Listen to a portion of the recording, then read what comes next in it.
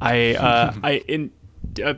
the instance of work conversation, I have started recording just because we got a lot of ground to cover. So, but you're still allowed to say naughty words. It's just NDA stuff applies.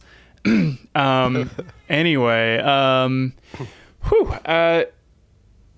recap. I feel weird like cutting you guys off and just jumping into the recap. But I know our time is precious. So Yeah. Anyway, who would like to recap? Davey? Sure. Gray, you said you got it? Yeah. Sweet. Hit us. Okay. So we arrived down at the elevator and jumped out after a lovely ride. There was a brief investigation in which it was found that there was no other secret lever to pull to prevent the death trap. So it inferred it must have been like some kind of password. Falbin snuck ahead and saw a chamber that had a large lava pit with something swimming in it, a large brass sphere with a nozzle pointed toward the lava pit, and two sleeping Cerberi. And Falbin just chucked a dagger straight through both heads of one of them. And we quickly dispatched the other. We snuck around the lava pit, and down one of the hallways we saw a larger Cerberi. And so we went down the other hallway first and found a lever and a waterfall, and decided to come back to those later. We went and engaged battle with the Cerberus, who said that it was here to guard the forge against anyone who was going to try and ignite it. And what were we doing here? And Falbin and Crikey playing Shade said, "We're here to reignite the forge," and battle commenced. And there was the Cerberus quickly realized that it couldn't reach us because of the hallway, and so it backed up a bit and successfully lured Shade into a lava trap and dumped a cauldron of lava on his head. Really a flesh wound. And then Magus decided to do something crazy and shapeshifted into Lutheria, and on a successful deception check scolded the Cerberus back into hell. A successful deception stacked with a natural 20 Arcana check. Yes. So, yeah, probably wouldn't have been possible without that nat 20, so. So he avoided getting eaten that way, and there will be no repercussions from that. No. None. So after making the puppy jump off a cliff, we all returned to the lava pit, at which point we learned that it was inhabited by a salamander who had been bound there by contract by Vulcan and the original Dragonlords.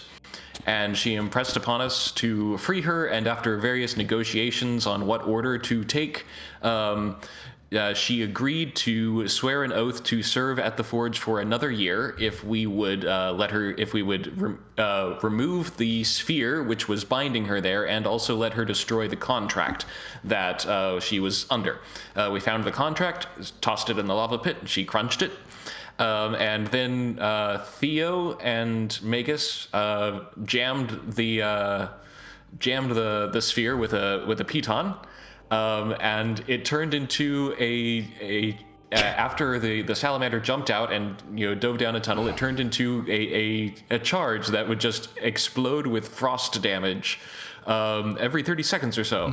And Theo had the wonderful idea of dropping that down the pit onto the Cerberus. As it should be. And that's what we did. That's one of the best ideas I've ever heard. It's so good. At which point the salamander reemerged, and she helped us reignite the forge. She told us her name was Novus, and that the password for the elevator was the draconic word for friend. And then we sent Kyra back to Astoria to grab her father and come back, and we spent a night resting in the forge area. And then Vulcan arrived and was very happy and also awkward around Novus and apologized to her. And she said that she still holds a grudge and it's going to be awkward, but they're going to make do. And then Theo finally got to go back to the waterfall room and pull the lever. And it opened up the waterfall for ships to enter and exit a cove down the river. A glorious sight, truly. It was beautiful. It was beautiful in our minds because that's all it's ever been, you know, and that's kind of a neat thought. Yeah, totally. So we have the beginnings of an office of a strange but probably wholesome office friendship with Novus and Vulcan. There are some like downtime things that you guys would have had time to do. Actually, the first thing I kind of want to cover is Quick like question, yeah, DM. Do I get inspiration? No. All right. Yes. Oh yeah, absolutely. Yeah, for the recap. Yeah. Such No, don't give in to his request. such is the rule. Such is the rule. This is how we do it. This is how we do it. Yeah, of course. Take your inspiration. Enjoy it. Excellent. Like I've ever. Yeah. You know, since you asked nicely, go for it. Have one. Like I've ever denied you guys inspiration. So we got some stuff to go through, but the first thing I want to touch on, shade. You walked under that big hanging bucket of molten metal that spilled down over top of you, burning you pretty severely, but you know you were healed up. Why don't you tell us kind of what you discover as a result of that? Right. So, going into kind of our kind of downtime, Shade would have, obviously been pretty burnt, but would have kind of held it together through most of the interactions. But like during the downtime while we were waiting for Vulcan to come back, he would have at one point probably gone over to the waterfall area, taken off all his chainmail and stuff, and tried to at least treat his burns. And I know Theo ended up over there by the end of it, but assuming there was anybody there or not, Shade would have kind of been a little dismayed as he's trying to get cold water on, this burnt, mostly is kind of centered.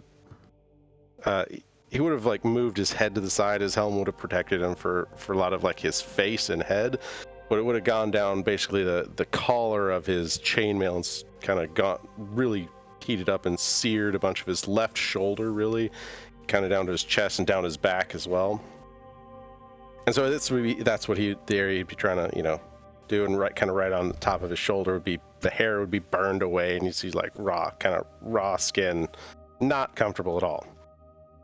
However, Theo would be over there, and he would be asking if you needed help seeing your predicament. Well, Theo might also notice then that at least in the burned area, especially where the skin was, or the hair was burned away on the shoulder, are faint silver lines kind of making a design going across his shoulder, and as he pokes at it, what the heck is this? You realize it makes a design going down the front of his chest, kind of over his left pectoral, and down his back, almost to the small of his back, in a very abstract shape of a dragon. And Shay's just like, dude, have you ever seen anything like this? I didn't have this yesterday. It's a sick looking bird, bro. Yeah,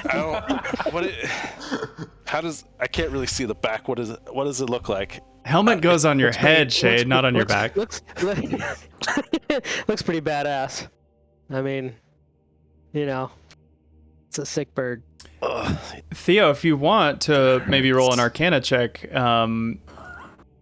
I'll let you do that at advantage. Arcana. Say I'll let you do that. I would suggest you do one. Yeah. Whoa. So, as the name might imply, this is a dragon mark, and based on what Shade said about not having this yesterday, this is an aberrant dragon mark. And Shade, why don't you tell us more about what that is? So, I guess as you know, Theo would, I assume, mention this to Shade. Shade just kind of poke at it and focus on it. Like, well, I can feel it. I don't know how to explain it, but I feel like there's things I can do now that I couldn't do. What does this mean? Theo, do you trust me? Absolutely. Right answer. I'm gonna try something, and I'm sorry if it hurts. Please don't kill me. I don't think it'll do that, but we'll see. I can't do anything on the map. Son of a bitch. I thought everybody could open their character sheets and stuff. I can open the character sheet. I just can't do anything on the map. Whoa!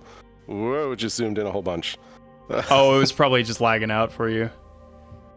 Oh, it's lagging a lot then. Tell you what, I'm gonna turn off. Wait a minute. Yeah. I'm the only one in the Upper Mithril Mines. Get. What are you doing over there? Wait a Get second. down here. You should get Like down here. it zoomed all the way out, and I can see like everything. Really? Instead of, yeah. Well, I mean, really? At least you have a bird's eye view. Is it? Yeah. Is it just you that can see everything? I don't know. Is everybody else's I'm vision? limited by my light source. So Yeah, I'm in the elevator. I don't know how to pull you over here. Hold on. Let's see. stay in Pull- your corner. pull to That's scene. what you get for. That's what you get for asking for inspiration. Well, I clicked on the wrong person. Pull to scene. Okay, it's not working. Oh, there it goes. Okay, I'm here now. Okay, can you see everything? And I can move. Yes. Well, no, like I can't see everything. Your I'm not vision seeing is that. I don't know constrained what by walls. Okay. vision- Yes. My vision is not constrained by walls. That is a sick dragon mark. I don't know why that's the case. X-ray vision. vision, dude. This well, is sweet. It doesn't really matter. I mean, you guys have been everywhere here, so Except for this. Thing that looks like okay, all right. we'll get to that. Anyway, We haven't jumped into the water yet. that's true. No, actually, earlier. Oh, not on this level. Somebody else. Which it doesn't make sense why the water is at this level for both areas of the map, because one is lower, one's higher. There's so much about the geography of this that doesn't make any sense. So I apologize. It's a double-decker pool. What's the? It is. The denser water sits at the Magic. lower part. Anyway, continue and just Anyways. ignore all that. This is fantasy, theater of the mind. We'll see if this will actually let me do this. I would like to. Will it let me do it? I see a roll. Well, is it targeting somebody? I can't target anything. The heck?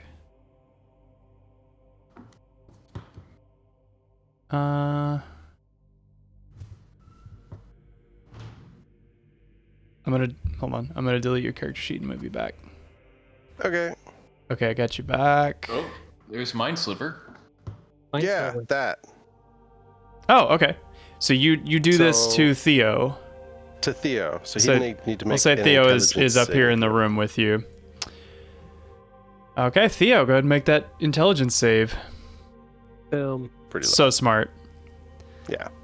So you feel like this, like, well, how Shade does it is it's purely verbal, and you just hear it comes out. It's not Shade's voice. It's something different, far older and stronger. Ooh. Just hear this, like, almost primal roar hit your mind. And it almost disorients you, but you kind of like shake it off. But you can tell it would have kind of thrown you off your game for a minute. Not done a ton, but it would have hurt. And you say it's a different voice, right? So it's not Shade's voice. It's basically, if you had to guess, you just heard a dragon speak through Shade. That's tight. That's tight. Wow, that's a big bird. Big old bird. Okay, so what did it do? Because it felt like it should have been something to like mess up your mind. Is that what you felt? Felt a little tingly, but heard a dragon or something powerful in my mind. That's kind of what it feels like to me. I feel like there's more I can do, but I can only do that once. And is Theo hurt at all? For a minute? Is it a half damage thing or no? No, it isn't. No, he wouldn't have been hurt from my thing, from this. Oh, yeah. He's uninjured. Yeah, but was he hurt from fighting or anything earlier? No, I'm full at this point. Is anybody else hurt? Nope. Okay. Vulcan just hit his thumb with his hammer and he's down. He's down. Yeah, oh God! Dang it! Healer, medic. When I do that. Help! Shade, get out of the way. You're no healer. Help me! Help! I can't get by here. I'm stuck. Okay. The sphere's not here anymore, but I'm still compelled to not walk through it. Wow, this is going. Are you trying to heal him? I can. I will try. I will try to heal him. I figured that's what you were trying to do. And I will throw out another. Yes, consumes spell slot. Yes. Spell slot. Actually, look at that, Shade casting spells. And you'll hear anybody who would be in kind of in earshot of it would hear again. It would be like a single word for like health or vitality. It would be an archaic draconic dialect, not something where you would have heard normally.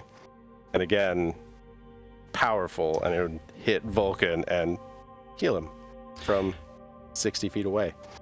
That's wow. Sniper heal. Huh.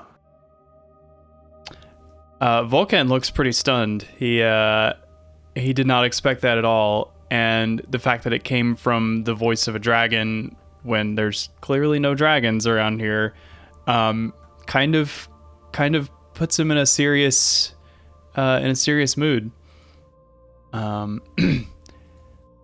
He says, "Shade, there's a little more to you than I think I thought there was." What's thinking that too, but that hurts. It's not just the burn, it's like this thing. Oh, okay. Well, that's new. That's I think I know what that is. You do? Yeah, it's kind of an extreme version of one, but it's a bond mark. One that a Dragonlord and his or her bonded dragon would make. Usually it's much smaller, much simpler. Often it's only a verbal contract or a verbal oath of friendship, but sometimes in the most close of comrades, brothers in arms, they will each form a bond mark upon each other, and this grants them some extra abilities and obviously a permanent reminder of that bond. Do you I mean, we've talked about you having some history with this? Yeah, that's a going rumor. So not only were you part of the order, you had a bonded dragon. That's what I've been given to understand. I think I'm gonna need to go talk to that guy at the Dragon Shrine when we get back to Astoria. Yeah, you do that.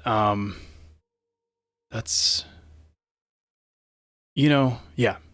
I don't want to fill your head with any unfounded theories. I'm not really a dragon guy myself. But yeah. So that is part of your level 5 increases, and I guess that's. Yep.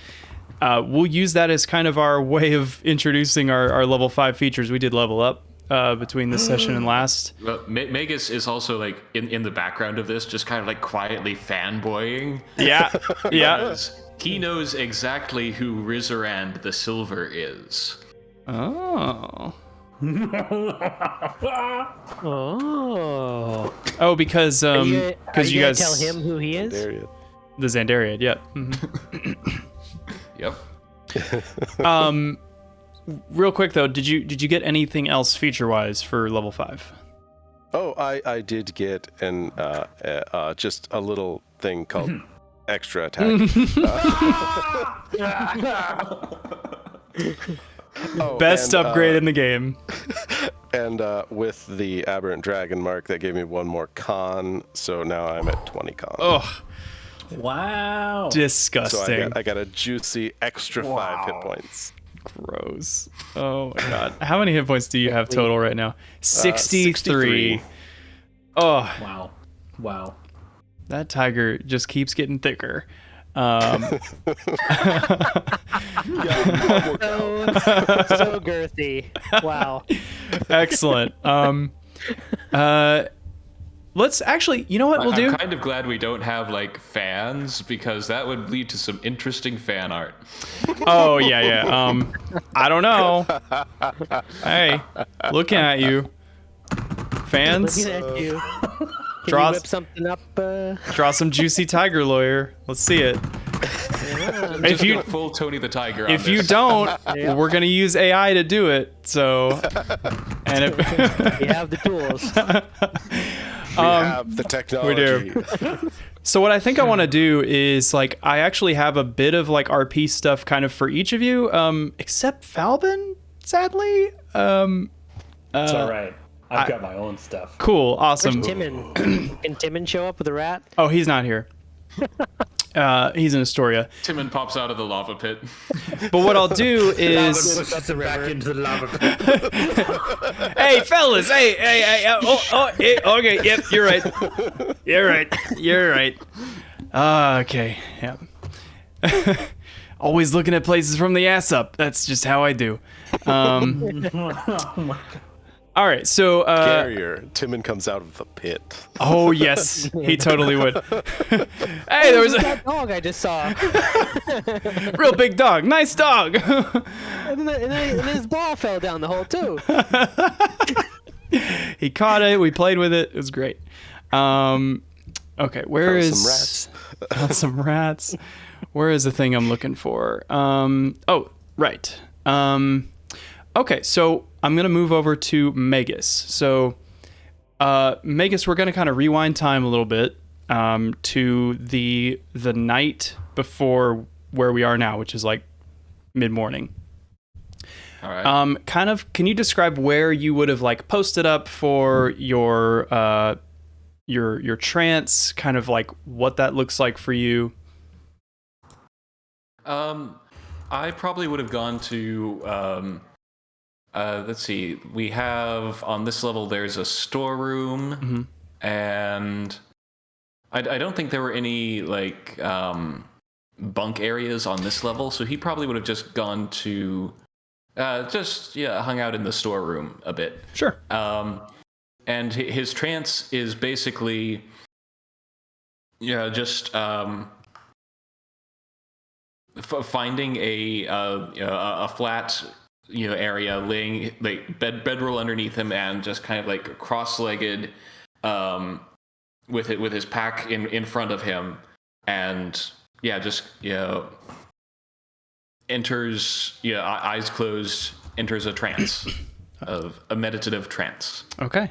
What do you think about normally when you're doing that? I mean, I'm assuming you think about all kinds of stuff, but is there a thought that you kind of come back to?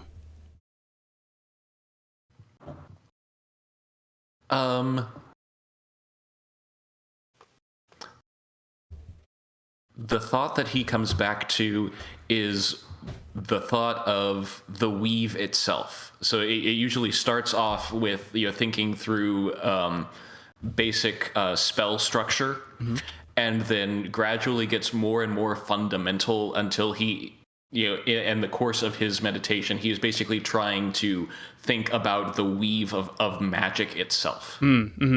Yeah, that's kind of Magus's whole deal, right? Is like, if you can crack this code of the weave and know it better than anybody, then you can just make it dance, like you said in the first session. So you're contemplating the nature of the weave, and you often kind of get lost in this thought and lose a bit of your sense of surrounding. Do you dream? I forget. Do elves dream?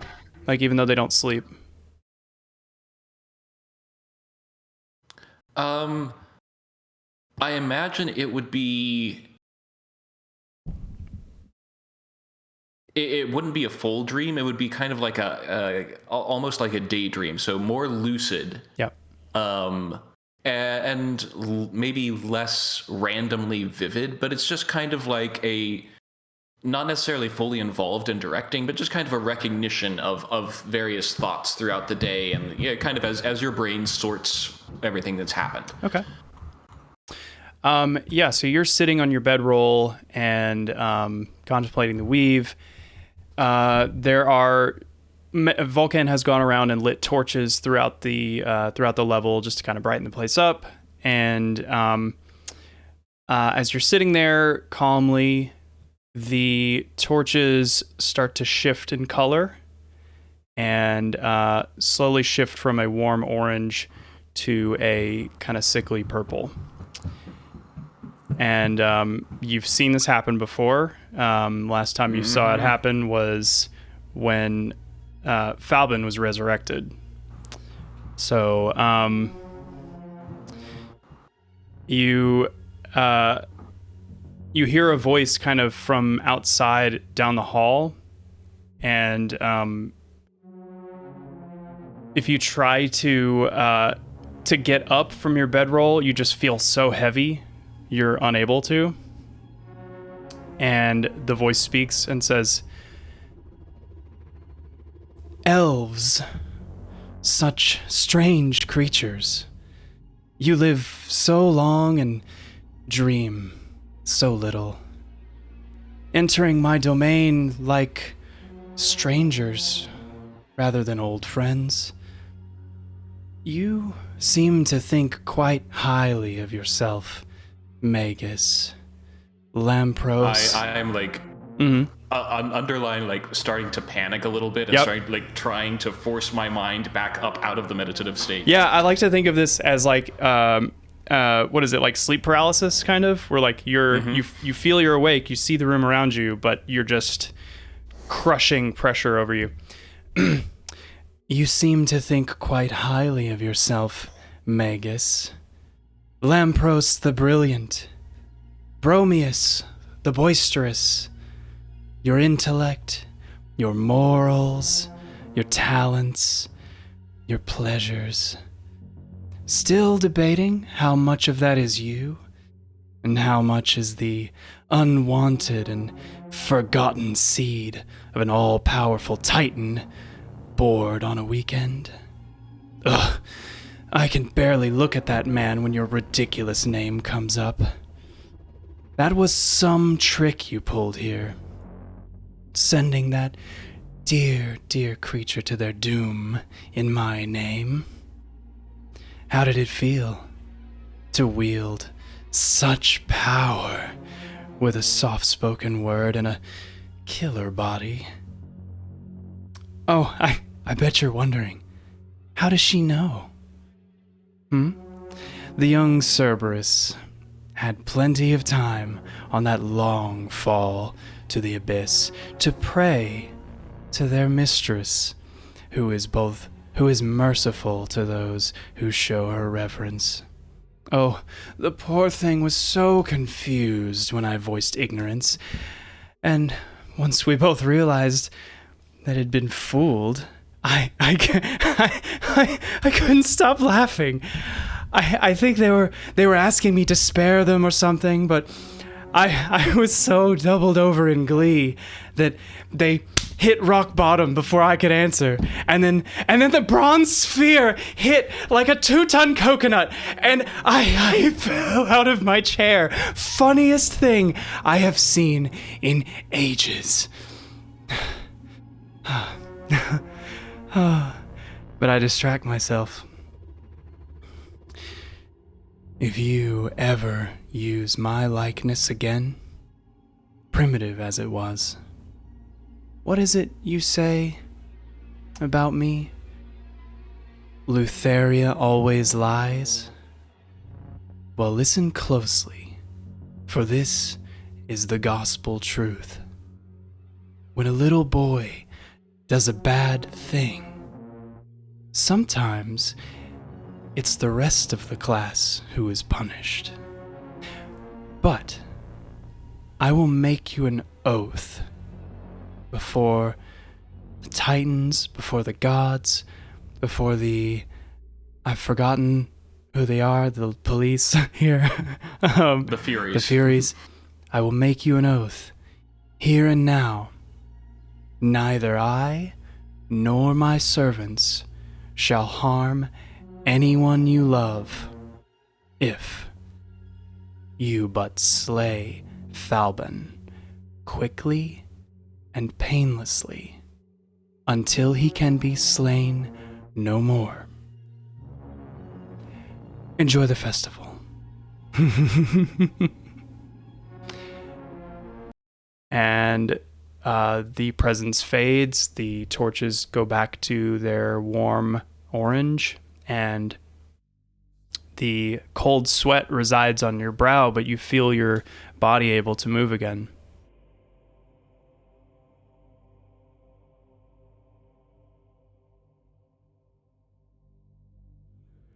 There is, like, I'm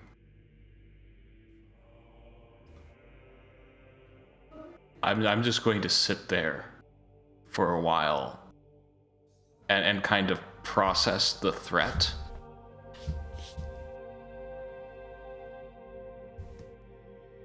And I, like, eyes wide, there's like a single tear that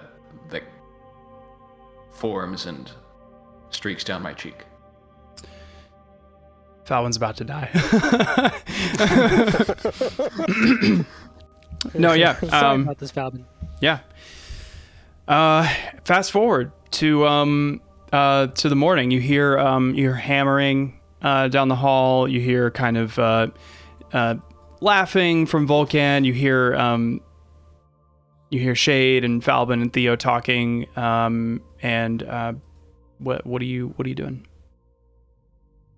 And if you'd like to segue this into your level 5 stuff too.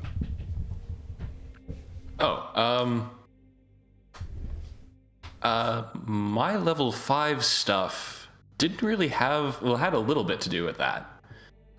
Do I get the benefits of a long rest you with do. My level 5 stuff? You do. Okay. That was literally just the follow-up from your actions last session. Yeah. No, it had nothing to do with your new level abilities. I was just, yeah. Well, kind of after his actions last session, with he is in terms of feats, he is at least before that encounter, was feeling like kind of good about what he was managed to pull off, and to lean a bit more into that. And so he pursued the actor feat, which means that I get advantage on deception and performance checks when pretending to be someone else. And if I have heard someone speak for a minute, I am able to mimic their voice just by doing. That's actually an interesting point, because I guess you did just hear Lutheria speak to you, and it was more than a minute. Yeah. Well, I had already mimicked her voice before. Right. But it required the spell to do. But now he doesn't need a spell. Amazing. I will have to listen back to exactly what she said, because I think she said not to use her form again. That leaves all sorts of ways. I'm curious what you're implying as a loophole there. She said nothing about her voice. That's true. That's not to say that she won't come have another visit with you and alter the deal. Like, listen, bucko. I have altered the deal. Prayer, do not alter it any further. Exactly. You have. I also got a buff to my charisma, so it just went up 1 point, so it hasn't affected the modifier yet. But charisma is now sitting at 19. So that's lovely. Sick. I'm going to send you the transcript of that message, so you have it.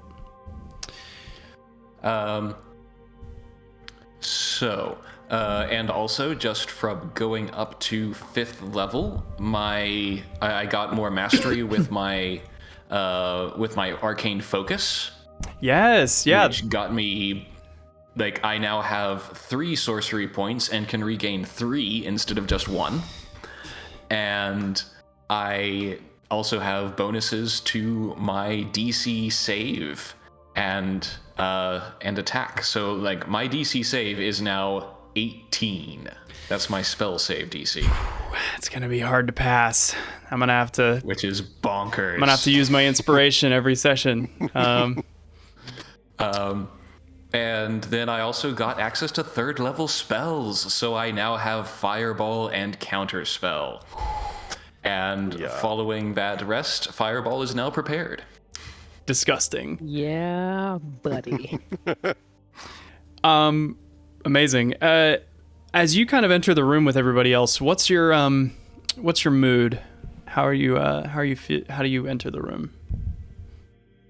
My mood is a bit more somber, but also kind of purposeful. I'm going to go to Vulcan. Okay, yeah. Because family was just brought up. Mm-hmm. And I'm not going to... Well, people you love. I'm not going to... Yeah. And I'm not going to say... talk about the encounter, or even mention, like, being worried about losing them. But I'm going to go to Vulcan, and I will say... Master Vulcan, now that you're returned to your forge, I have some requests. Oh, and Kyra as well. Oh yeah, I mean, anything. I mean, I'm back home. You know, this is my. I built half this place with my own hands. It's, yeah. Ask away, boy. Anything. I will take out the golden arrow that we got for slaying the boar. Don't tell me, Magus, you're gonna sell that to my father. You know he made that. I'll glance at her. Like, come on. You could get a much better price in Mitros for that. And I will say, I have been holding on to this since Kyra first gave it to me. Both my father and grandfather have worshipped you for centuries. They did so much to make me who I am. I intend to give it to them as a gift. Vulcan cracks a big smile when you say gift. He loves gifts. I feel it will mean a lot to them, being something that you have made. But there's 2 of them, and I only have the 1 arrow to give. May I ask you for a second artifact? Hey, that's very generous calling it an artifact. It is just a hunk of gold that finally crafted hunk of gold, I will say. But when there's giving in the heart, you could ask for anything. Not anything, but I just love gifts. I love gifts, and normally I'm giving them kind of incognito. You know, I make a bunch, and then I get Kyra to run them around to all the kids and stuff, and they don't know it's me. But so that's how they all get them.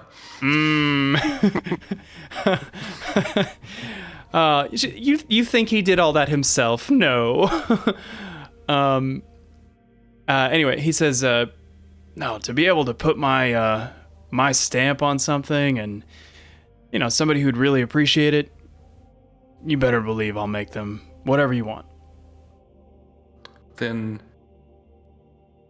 I will give this arrow to my grandfather. And for my father, the farmer, I would like a golden sheaf of wheat. All right. There's some pretty granular detail in there, but I think I can hammer that out. Such as only the god of the forge could. Oh yeah. Well, and you don't see all the ones that I break and just melt down.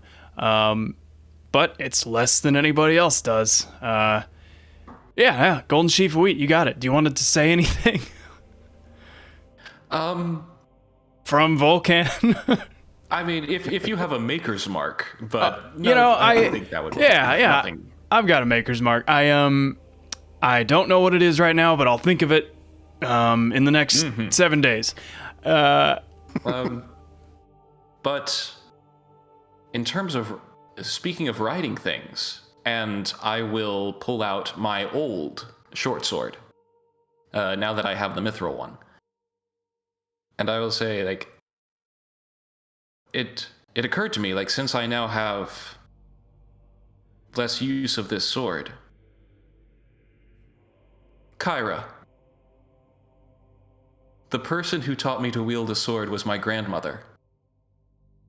And she has worshipped you for just as long as my grandfather has worshipped Vulcan. She taught me not just swordplay, but to appreciate the little things.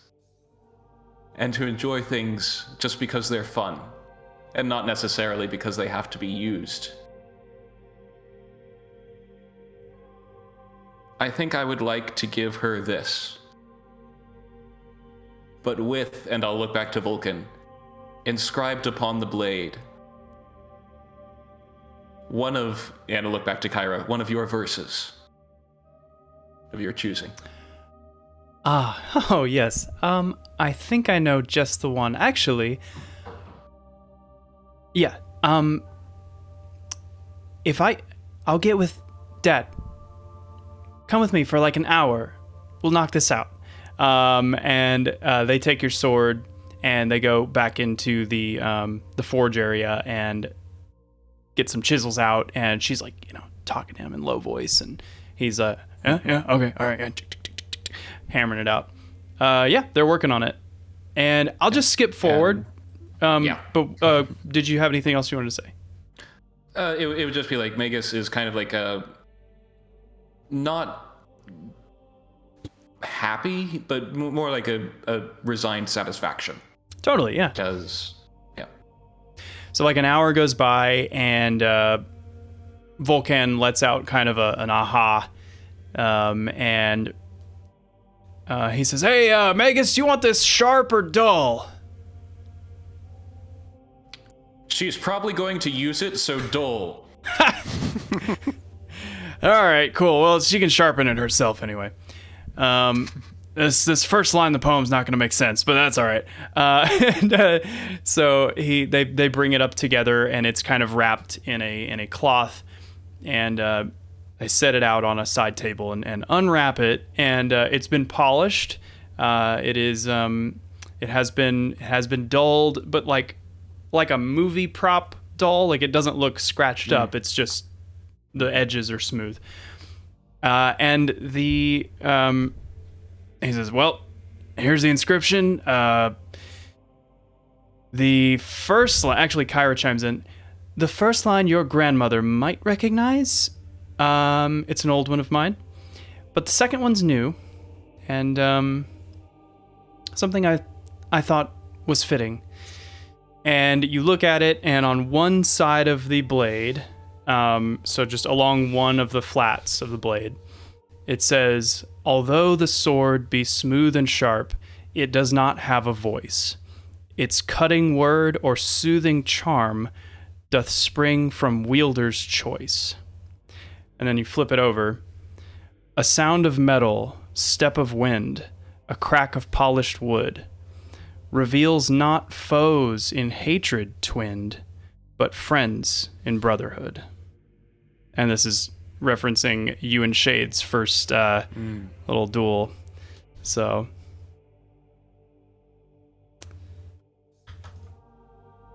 his eyes start to water a bit.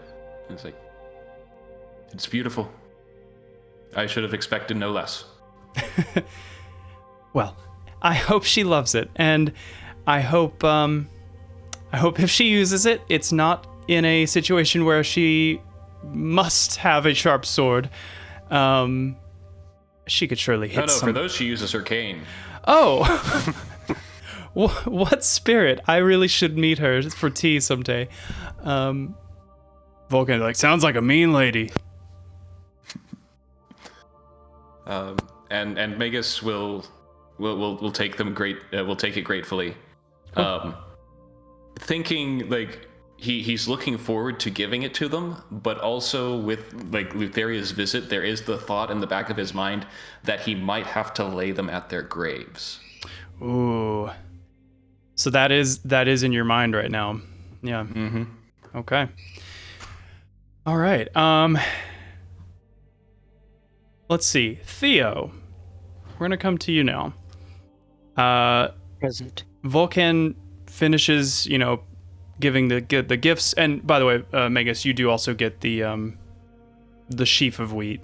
We'll say that, he had an extra. No.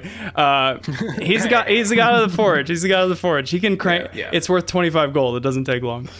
It's like 5 minutes. Exactly. Yeah.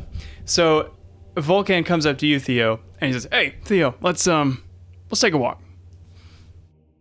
And he kind of doesn't take no for an answer. He just kind of grabs you by the arm, and he's taking you down the hallway with the lever, for the waterfall.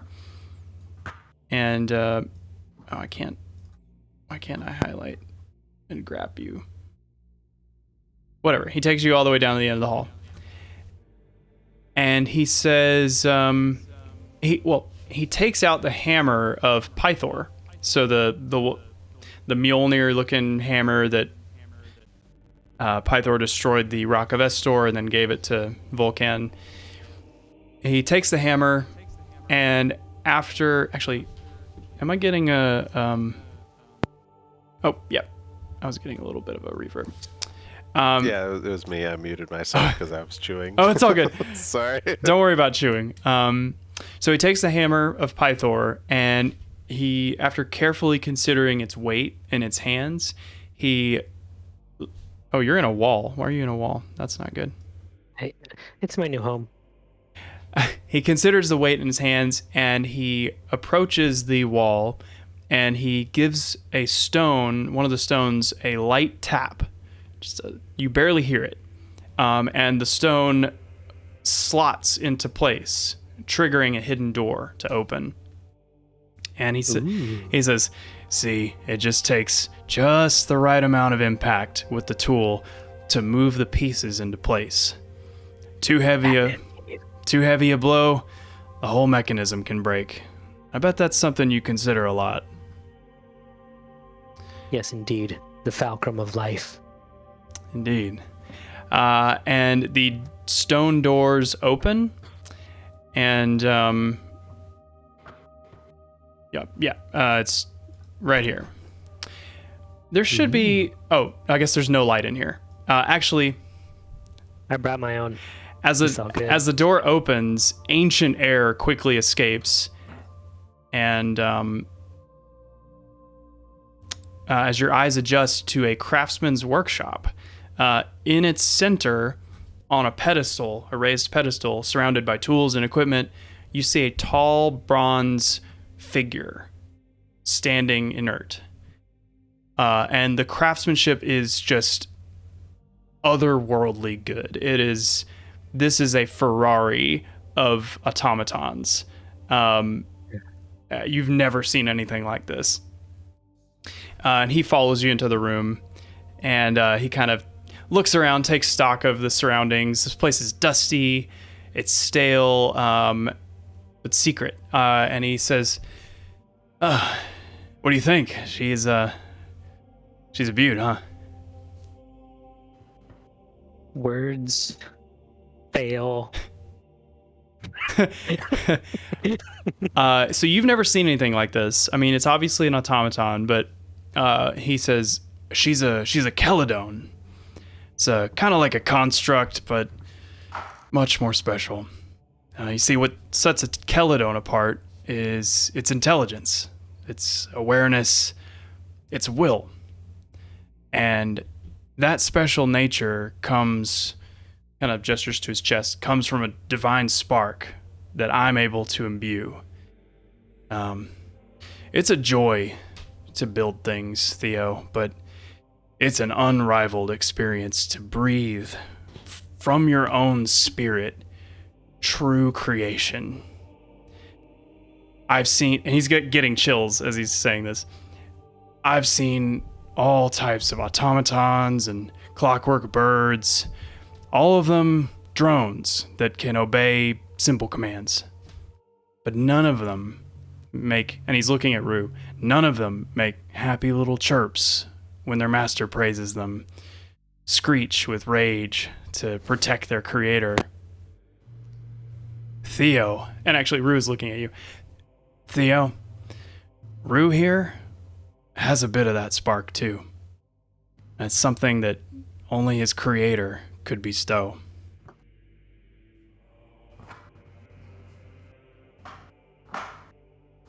I had no idea.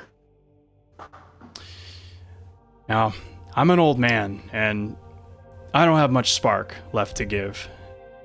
No matter where your divine gift comes from, your potential is beyond even me. Rue here Rue's just the start, Theo.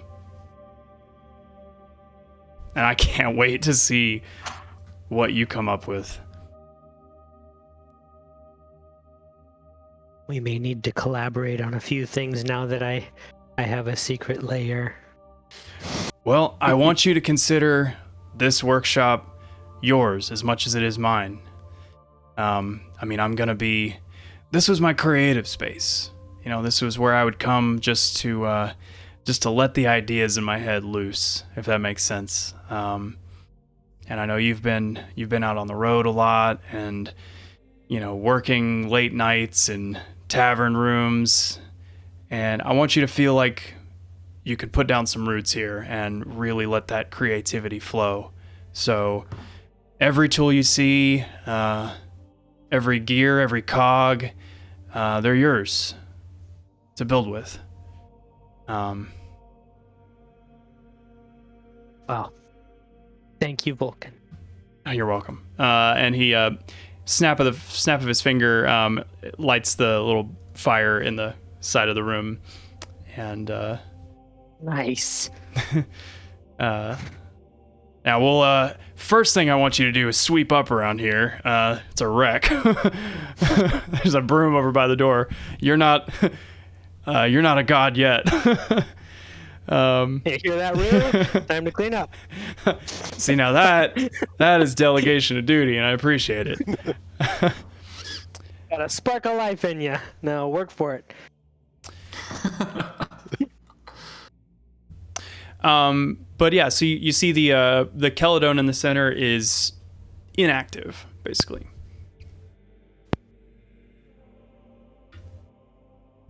We are gonna have so many crazy pets. Yes. Oh, what yeah. did you do to get this working again, Vulcan? Oh, well, she's asleep. When I knew things were going south, I deactivated her and hit her here. It'll take some time, but pretty soon I'll have her up and running again. And boy, she's fast. She'll give Kyra a run for her money. Maybe not quite, but yeah, she's fast. And just so smart. Anyway, here's your grenade launcher. And oh, sweet! And out from behind his back, he hands you basically an underbarrel grenade launcher for your musket. He said, you gave me the blueprints back in Astoria, and man, I just had to get on this right away because this is some cool stuff. Your musket's kind of the first of its kind, and that's the big jump off point, right? So this is just kind of an extension of that, and I came up with a few designs for crafting some canisters you can launch out of it. But man, I mean, give him hell, kid. Wow. Thank you. Thank you for the speedy delivery and the execution. I mean, I put this order in, not that long ago, and you've already got it done, and you weren't even at your forge yet. That's amazing. I look forward to the turnaround times now that you're here. I can make that. I can make anything in a cave with a box of scraps. But yeah, so why don't you tell us kind of what that does or what you want to do with it, and anything you got for level 5. Well, this grenade launcher is a thing of beauty. It is crafted by Vulcan, not Vulcant. Right? And I do want to stress it is Theo's design. So Vulcan made it, but Theo invented it. So the implementation of it is flawless because it was Vulcan. Yep. Yep. What we have here is a device to launch payloads at distance. This could be either supportive or explosive in nature. Some of the basic shots are explosive, magic, poison, shrapnel, and smoke. And I've been dallying with the potential of making ranged healing AoE payloads. Mm-hmm. It's gonna be like the awesome. sound of that. Think utility. Yep. And death. Yep. Yeah, and that's just the start. So Yep. That's where we're going is options. Options. Creativity. And then the rest of Theo's leveling. Not too much. He was able to get Arcane Firearm, which now allows me to, after a long rest, imbue a wand staff or rod with runes that allow me to use it as a spellcasting focus for my artificer spells. Mm-hmm. And that allows me to roll an additional d8 and gain a bonus to one of the spell's damage rolls equal to that roll. Sick. So you'd be casting spells out of your musket. Exactly. Amazing. And they do more damage. Yep. Well, and it's, size does matter. So it's a really long wand. It is. It is. You're not concealing it, but, That's right. Amazing. Like, extra distance. And then for my new feat, I decided to take Lucky, which gives me 3 luck points, and they essentially function as inspiration, and they recharge after a long rest. Mm-hmm. Lets So you re-roll that's- any die, right? Any die? Yeah. Attack roll, ability check, or saving throw. Yeah. And I can also spend a luck point when an attack roll is made against me to have that roll count or theirs, whichever is lowest.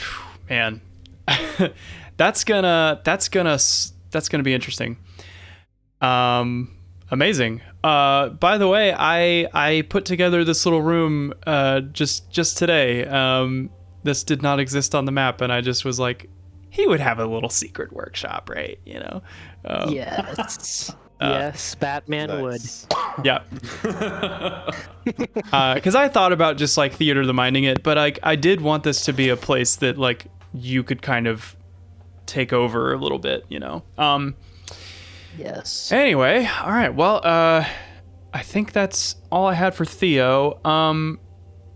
Couple small things I forgot. Magus, in between today and yesterday, you found a safety manual, an old safety manual, dusted off, and within it contained the instructions for the spell Tensor's Floating Disc. And it's kind of as a like, don't lift with your back, let that wizard lift it. And remember, lift with your tensor disc, not with your spinal disc. Yeah, exactly. Exactly. And then Shade, one thing I forgot is Vulcan approaches you with a little wrapped thing, kind of about the size of the short sword that he brought over to Magus, and he opens it up, and it is a hand axe, and he says, I saw that rusty old hatchet on your belt, and I figured you could use an upgrade. My friend, the more your legend grows, I'm afraid the more your enemies will fear to go toe-to-toe with you. So maybe this will help. And this is the Steelhawk hand axe. And what it does is very cool, and I'll tell you what it does. When you hurl this magic axe, it is magic, and speak its command word, choose up to 4 different creatures that you can see, and you decide the order of which you choose. The first target has to be within the weapon's range, and then each subsequent one must be within 20 feet of that target. Make a ranged attack against each target, and basically the axe just bounces from one to the other, and then after the last attack flies back to your hand. So It's a sweet boomerang. Axe. yeah, I mean think like a Captain America shield throw kind of thing, but an axe. Oh boy. It is a once a day feature of this axe, but it's pretty awesome. Hatchet. Yeah, chain hatchet essentially. Yeah. So it's magical. It's not +1 or anything, but it is magical. Oh, well. So yeah, I think Thank you you. should be able to grab it from that icon there. I think if you Yes. Yep. Take. I take. I get you axe. you got your axe. Yeah. I was gonna say you cannot, but you did. And Shade would just be like, well, thank you. I greatly appreciate this. I might have to be relying on this more as we go. Yeah, no sweat. And the last thing for Vulcan is he will collect any mithril that you guys don't want. And okay, I see Shade put in some stuff. So you're putting in an order for the Umbral Hulk chitin to be made into plate. Yes. The shattered Dragonlord shield for being repaired. And if you want, you could also just invest that into the stockpile of raw materials. It's up to you. Well, yeah, the mithril chain shirt is what I was putting into the raw materials. Okay. The Dragonlord shield I would want repaired for sentimental reasons. Oh, sure. Yeah, totally. I mean, it's a historic artifact. Perfect. Did anybody else have spare mithril? I mean, Falvin's holding on to some, but 2,000 gold is a lot of money. Dollar bills. So basically, like, you don't have to purchase anything right now. You can just give him the mithril to hang on to. Yep, I don't want to buy anything. That's the point. As I have 2 items that I can trade for 2,000 gold pieces, and I like that idea. Oh, you mean you're thinking just go sell the mithril? Yes. Okay. I will say, just for convenience sake, Vulcan will make that trade for you since he deals in mithril. I mean, he crafts mithril. He would be the best one to use it anyway. So, cool. So well, then, if you would I like guess to I'll sell open it straight to up the party as a choice. I have a mithril ring mail and a mithril breastplate, and neither Shade nor I can use those for varied reasons. They're worth a total gold value of 2,030, and either we can turn them into ingots, or we can sell them for 2,000 gold. A question, I guess, in regard to this, is if we sell them to Vulcan now, do we then have to buy back whatever he makes with them, versus if we just kept them, we could have the items later at a cheaper price? Hold on. Trying to parse what you just said. Can you repeat all of that? I'm sorry. Okay, so I guess the question is, like, you were asking if there was any mithril that we wanted to put into, like, our stockpile of mithril here at the forge. Yep. And you had said before that it would be a good idea to have a whole lot of mithril to make stuff later in the game. I mean, based on the recipe list that I sent you, that is... Right. Yeah, so there's not, like, stuff hidden from you that's not in that list? So I guess my question is there any benefit to not selling it to him? So, like, if we didn't require money for the mithril that we're putting in this stockpile, would we then just get the items later? And if we required money from him now, he would require money back from us if we wanted the item? Yeah, because I think the recipe... Yeah, if you pull up the recipe that Daniel shared, we have to input ingots and gold. Right. Okay. So we would no longer have the ingots to put into the recipe. Correct. Yes. Okay. Yeah, so you could... you'd have the gold, but if you wanted him to craft mithril stuff and you just didn't have any... You'd already sold them somewhere else. There is the kind of loophole where it's like if you sell them to him, then he has the mithril, but that's... It would be like a video game merchant thing where you can buy it back for a 10% increase sort of thing? I would like to think that basically when you sell it to him, you're basically saying, I don't want to use this for anything, and he's going to start making other stuff with it. So he'll be making just like rank and file weapons. Yeah. Spend them path A or spend them path B. Your choice. Yeah, essentially. So, crew, what be your choice? How does that mithril chain compare to... What's the AC on that? The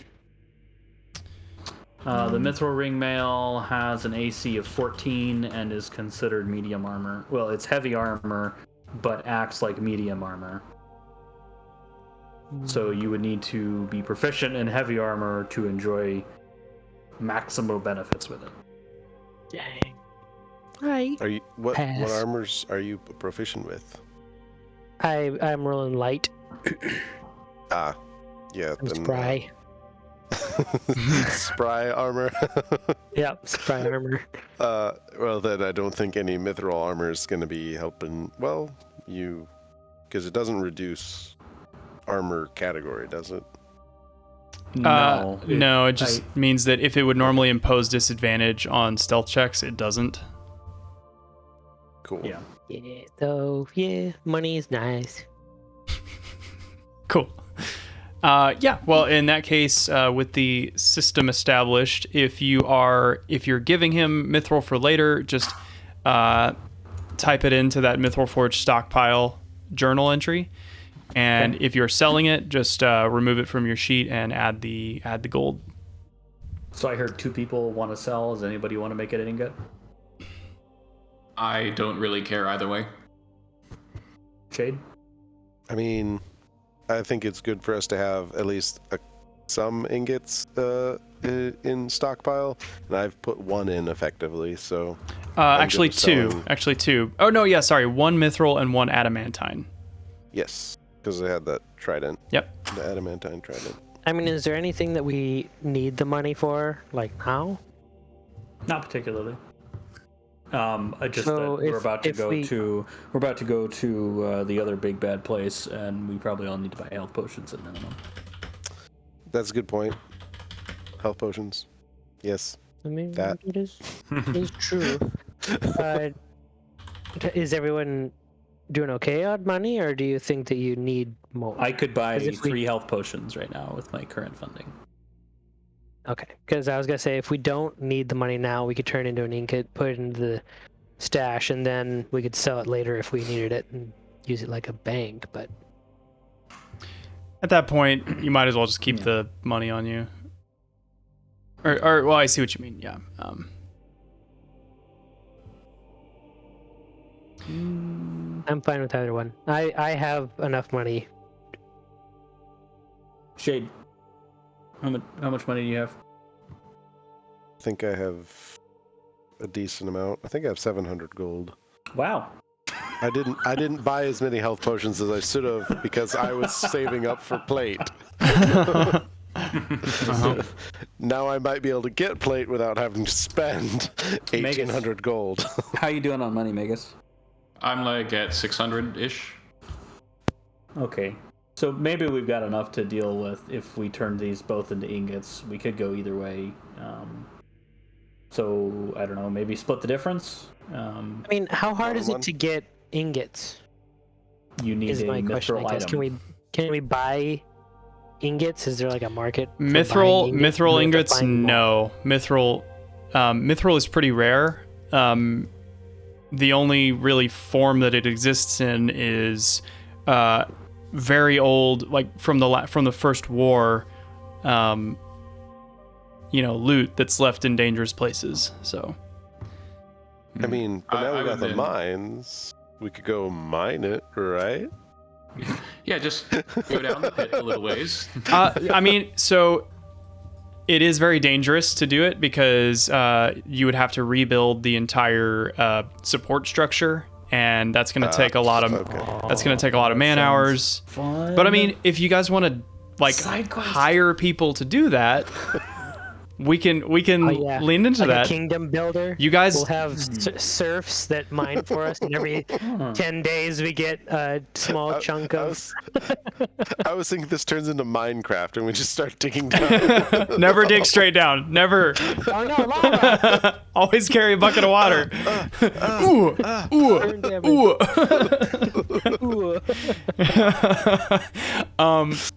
So, just to remind you, you guys do know a bunch of dwarves who are miners that live in Astoria. Yes. And several who are adults. Yeah. Yeah. It doesn't really matter if they're children. Either way, I don't think there's Theo endorses child labor. So, I don't think there's child labor laws here.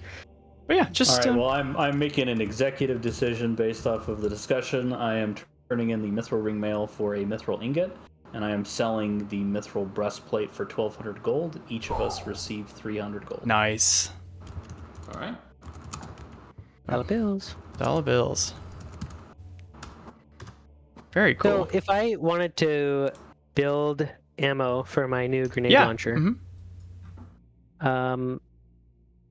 I assume the costs that are on that sheet would be assuming I'm just getting the materials and then building it in my free time, essentially. Yep, exactly. Okay. And if I were to do we have an avenue for doing the healing shots yet? Yeah, so Okay. I like going with just converting healing potions into it. Okay. So I'll say there's no cost because you're already paying for a healing potion, and this basically just makes it like a worse healing potion, but one that you can throw at people. But so like a regular healing potion, which is 2d4 plus 4. Is that it? Oh, we just removed the plus. 2d4 plus 2. Yeah, we're just removing the plus. And then basically within the radius that it breaks, those creatures would roll for that HP. They're not going to get the full 8, but they will roll for it. But that's group healing, whereas a potion would only normally heal one creature. So And it's range, and it's ranged. Yeah. which is very important for me. Totally. So I'll say the crafting time on most of these ammunitions is pretty negligible. I'll say that like you can do that while you're long resting. No problem. Since short rests are 10 minutes, that's not going to be available, but anywhere you can long rest, you can make ammunition, and you'll just have the cost for doing it. Sweet. And then the potion costs? Yeah, so the potions you will actually have to buy. You can't... can you make healing potions as an artificer? I don't think so. So those you'll have to buy, like from a market. And what are do we have a list of pricing for those? Yes, hold on, there is a... Was searching for potion in the thing, but I couldn't. I thought you had put it in there at some point.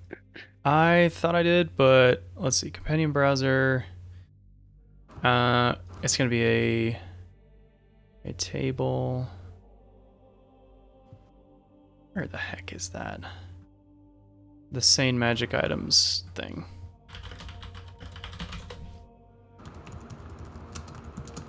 In convenient PDF form.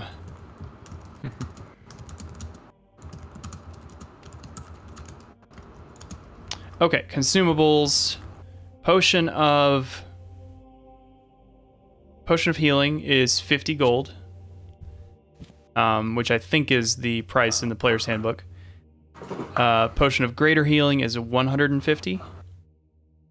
And actually, I'm just going to download this and post it in shopping. Let's not like super pour over it right now, but just because we got a festival. You got a festival, yeah. We got a festival. So same magic. Although, yeah. Same magical prices have been posted in shopping. If there's anything that is like duplicated on the Mithril Forge recipe list, we will defer to the Mithril Forge list if there's a discrepancy in price. So, okay, sweet. So I would like to do one last thing in the Forge. Mm-hmm. And the whole bit between Theo and Vulcan is going to make this RP real interesting. Ooh, let's hear it. So I am going to go up to the group, and I am going to say, I have been thinking about Novus. When she swore that oath to us, it was at a time when we didn't know if we could trust each other. But now that we know that we can, I don't like it. I've seen too many contract oaths of service like that in the Minotaur markets. I know that we need her at the Forge, but I do not want her kept here under threat of the Furies. I would release her from her oath.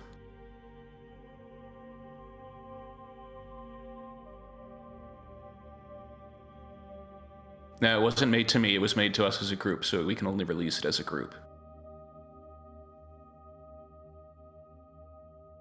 Oh yeah, I think that'd be fine with me. You know, a couple 100 years in a hot tub doesn't sound too good. It does carry the risk that she could leave. I mean, Vulcan left her here, so. Well, but think, she was confined here. Yeah. Well, exactly. Without her, the forge doesn't work. Or it does work, but just with an insane amount of like additional logistics and manpower. Right. So, I still think that would be fine. Magus is actually a bit surprised at this. Why is that? I thought that Theo would be a lot harder to convince. Nah. I like my toys, but, you know, having someone, as someone who is a free spirit, such as Theo, the thought of someone being confined for that long and being abandoned is probably one of the worser things you can do. Like, killing people is, you know, it's fine. It's quick. But, you know, dragging it out, you know, in a small space, abandoned, no hope, not knowing when the end is in sight, that's another thing entirely. Hey, Magus, maybe Theo can help you with that other thing you need to do. Since he's so cool with killing quickly.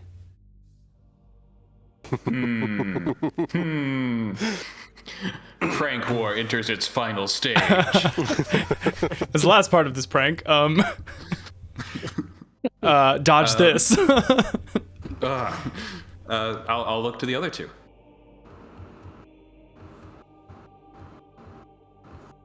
Jade would close his eyes and kind of like tilt his head back for a moment.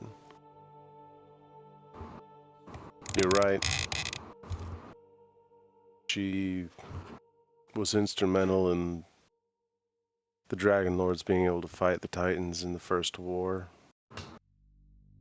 She's earned more than once over that respect, that equity. And I'm ashamed of myself for even having to think it through, but yes, you are correct.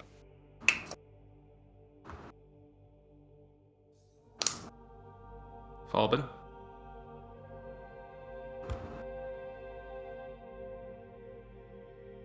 I know a thing or two about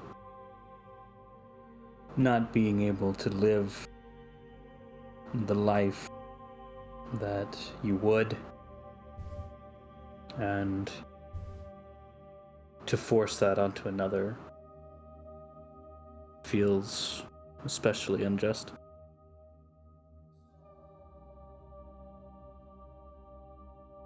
I would free her. And we can also offer her, you know, employment. You know, wages rather than an internship like she's been in. Magus fully smiles for the first time today. Aw. That's good. Thank you, all of you. I know that I don't have as much vested in this forge as the rest of you do. But thank you. And I will go to Novus.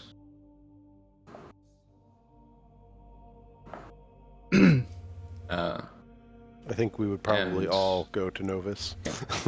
As a collective, yes. Solidarity. Forge Keeper Novus. Master Magus.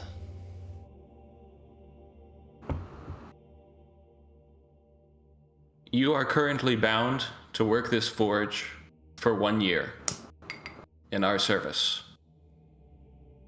Yes, When you made that oath, you did not know if you could trust us, and we accepted because we didn't know if we could trust you.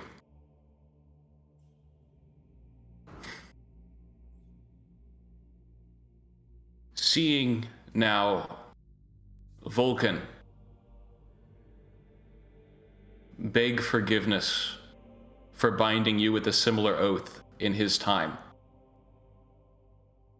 I have spoken with my brothers here,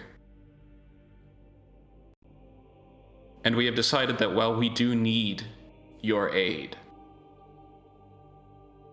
we would not have it be required of you under threat of the Furies.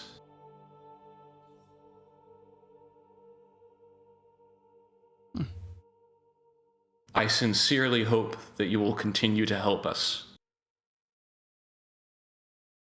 But, and like, Magus kind of draws himself up.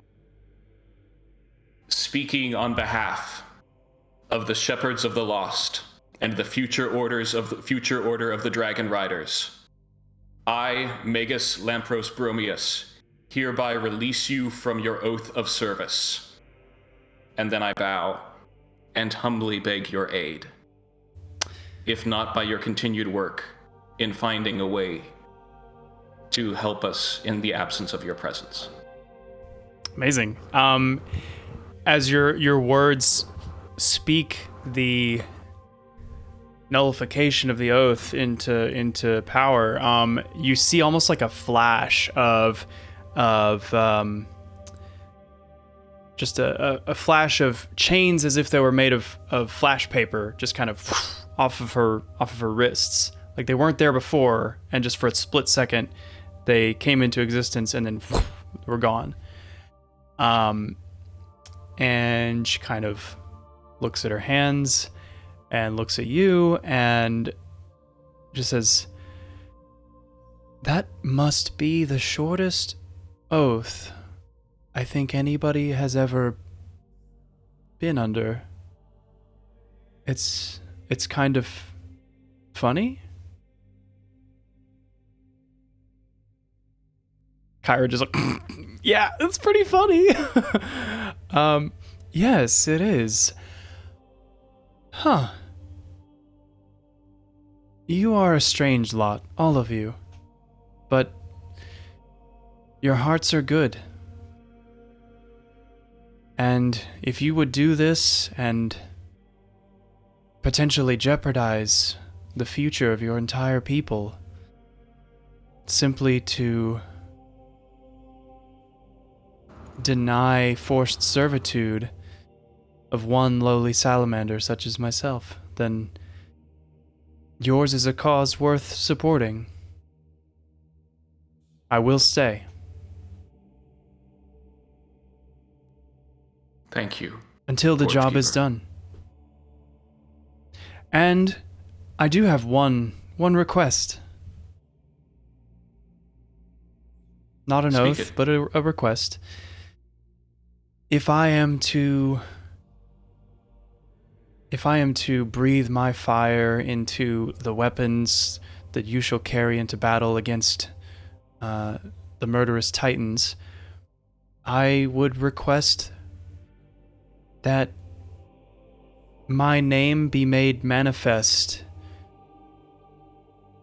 in the armor you wear and the shields you bear. And you carry my banner of workmanship.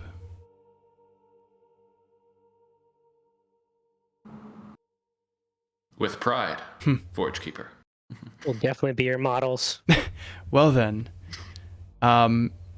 you shall be the Novus Corpus. Does that sound cool or does that sound dumb? Sounds I've heard worse. Cool, I'm going to put a bunch of my face on your stuff, so... Oh, don't let me down. Like, maybe not as tacky as, like, all the side-on armor. Yeah, totally. Cool, yeah, no, she guarantees you that it's going to look hella dope and totally trill. Yeah, so Totally trill. Going in terms of like organized warfare, you guys are now the Novus Corpus. And yeah, she She goes back to brushing her teeth in the molten liquid. And I'll ask that if there ever does need to be a time that she leaves, that she'll give us a 2 weeks notice or help us arrange a replacement, that sort of thing. She also train anyone else. Yep. Standard stuff. It's don't burn bridges, right? Yeah. Yeah. Is there any way we could do this with salamander college graduates, do a 2-month internship or something, rotation. Yeah, totally. Could you talk to some of your alumni and see if they'd be interested in? She's only been gone for 500 years. Those bonds are strong, man. She'll write a letter to her Salumni Association. Yeah. All right. Cool. I love that. That's lovely. I didn't. That's a nice little. I think me and Gray, we talked about you potentially freeing her, but that's fun. Okay. Cool. You have freed Novus, and she has volunteered to continue to work the forge until the job is done. As long as you guys carry her name and image into battle. Cool. Well, yeah. Kyra says, well, are we ready to get back to Astoria? I know the party is probably in full swing. Actually, I was just there. So I can tell you it is. Yeah, she comes back when she came back for Vulcan, she had a margarita with an umbrella hat in it. Oh, yeah, totally. And she says, "Oh, the theater troupe. They've had a few runs, and though their performances keep getting better and better, I seriously, it's so good. The audience is just continuing to ask for your presence at the theater. I don't know what they have in mind, but they really want to see you. Another thing I just learned, I ran into a friend from Mitros who was in a town, and apparently my apartment was robbed in Mitros. And it's kind of a long story. We can get into it on the road, but basically I used to be in a band, if that makes sense. The Four Winds is what we were called. And I had some magical instruments, and we kind of shared them, and we had this whole agreement that we wouldn't get involved in politics and war, and we would just make music and bring joy and laughter. And once I started getting involved with the search for the Heroes of the Prophecy, we kind of fell out, if that makes sense. That wasn't really what we were about. I was getting too serious. So the band broke up, and my instruments have been in my apartment ever since, and now they're stolen. So... Well, that's not at all an ominous hook, DM. So somebody stole your instruments. You say magical instruments. How... Did you have a lute? Hold on. One moment, please. One moment. As we all get into the elevator and start to ascend. Listen to the elevator music. It's one of her songs in the band. Where the heck did I put that? Let's see. 4 Winds. Control F. Save me. Control F.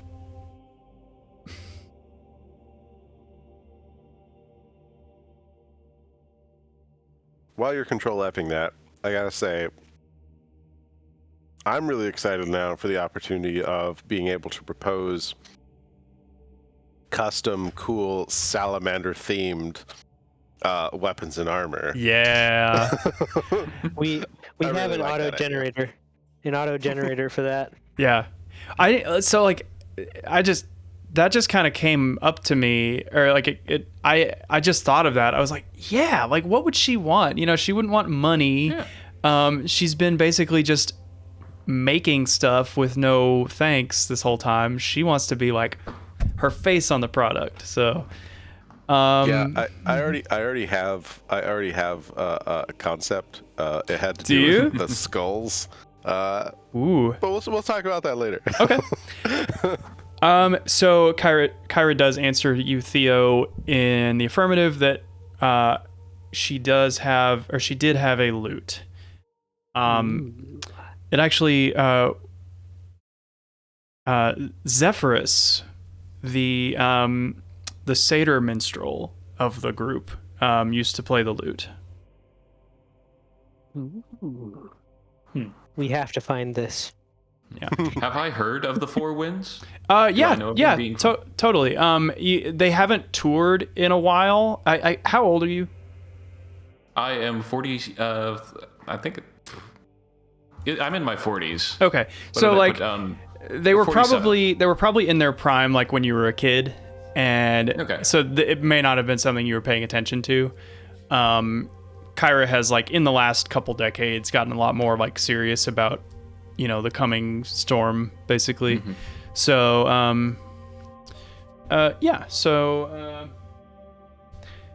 but they were four bards, and I'll get into more detail about them later. I just wanted to drop that as a And one of them always wore a mask. no.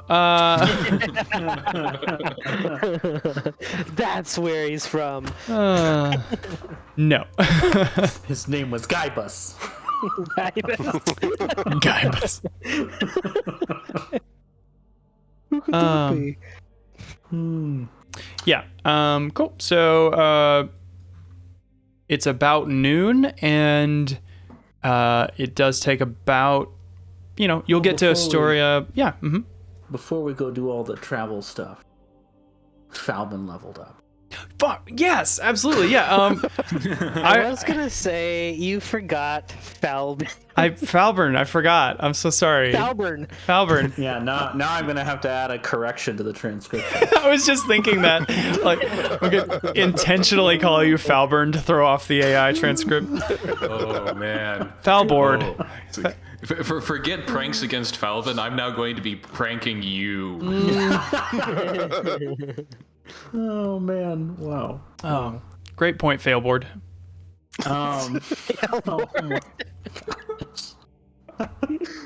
Such evil. Yeah. So this was a fairly monumental level for Falbin on many levels. So I would summarize it as a level of awakening for him. He is more Medusa than he was before. His petrifying gaze is now a thing. So he can petrify within 30 feet with a DC 10 con save. On a failure, they're paralyzed until the next turn. If I fail on the action, I can actually use a bonus action to force the save to be repeated at disadvantage. That's cool. Ooh. So that is also interesting. Mm-hmm. At the same time, Falbin is like remembering what it means to be an elf, which he was kind of before during his Medusa journey. Mm-hmm. He picked up Elven Accuracy. Oh. So what's nice about that is I get a +1 to my int, which gave me a proficiency, which I threw into nature. Nice. Very good. And then if I ever have advantage on a dex roll, I get to re-roll one of the dice. So instead of rolling 2, I roll 3. Oh, nice. Yep, keep the highest. It's great. I made a special macro here. Of course you did. There it is. And I get that one, 18. Oh, that's sick. So it already factors in like my proficiency and whatnot. That's amazing. Magic goodness. Well done.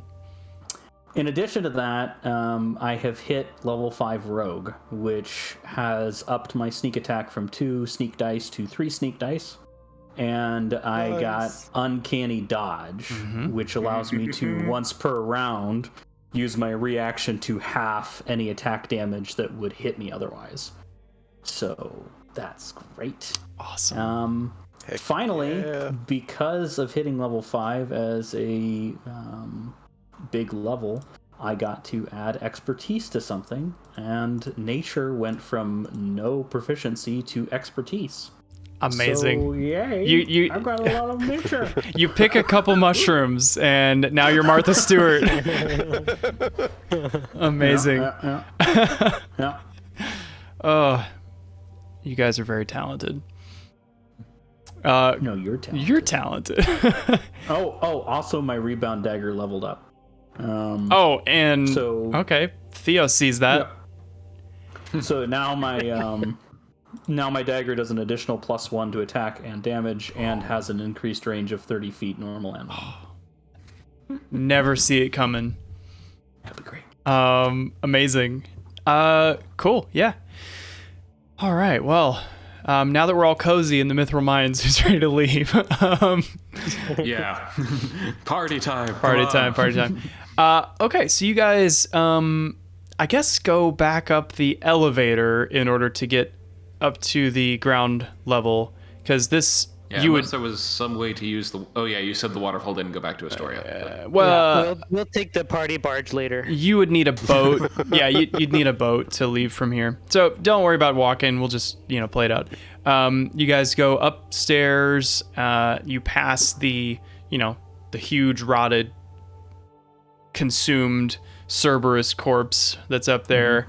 And as we're walking by the corpse, Falbin nudges Shade and is like, "Hey, there might be something valuable there."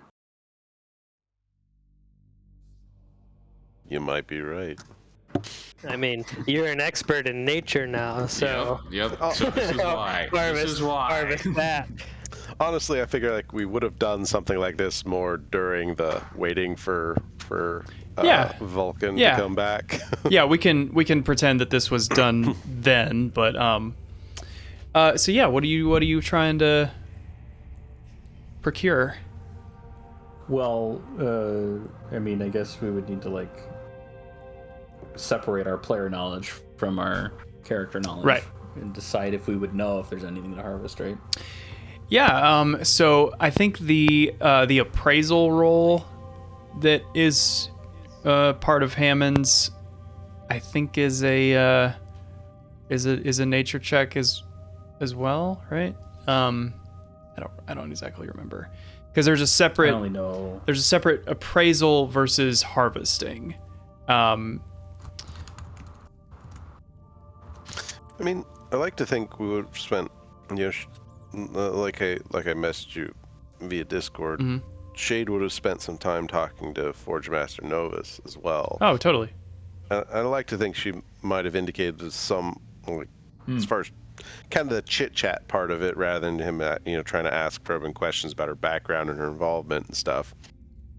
But would have been like what types of things they can make stuff out of.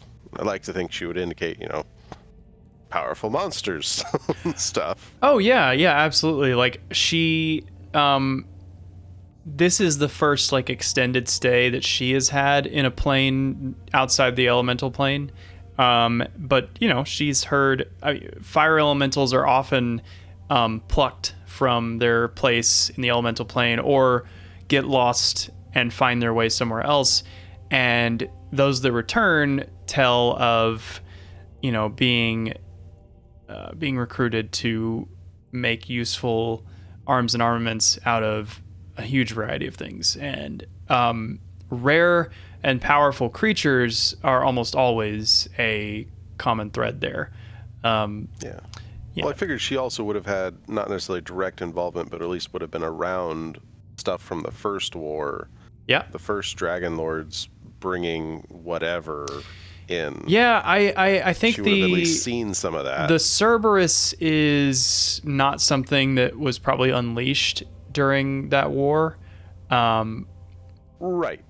But other, I assume Estor took some of the Geigen stuff. She probably would have heard about, the tree Ultria tree being cut down and fashioned in the mainsail of the ship. Yeah.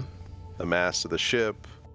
Things like that should probably indicate, pieces of powerful monsters. I assume she would have said something like that. Oh, absolutely, yeah. And we'll just kind of assume that her extra knowledge is what supplements the mithril recipe guide, and the Hammond stuff. Yeah, as far as the Ultria, that's maybe a little outside her wheelhouse, because it's not really being made into a weapon. It was like a very innately powerful magical entity being forcefully transformed into another magical object. Hers would be more like straight up weapons and armor that probably have effects inherited from their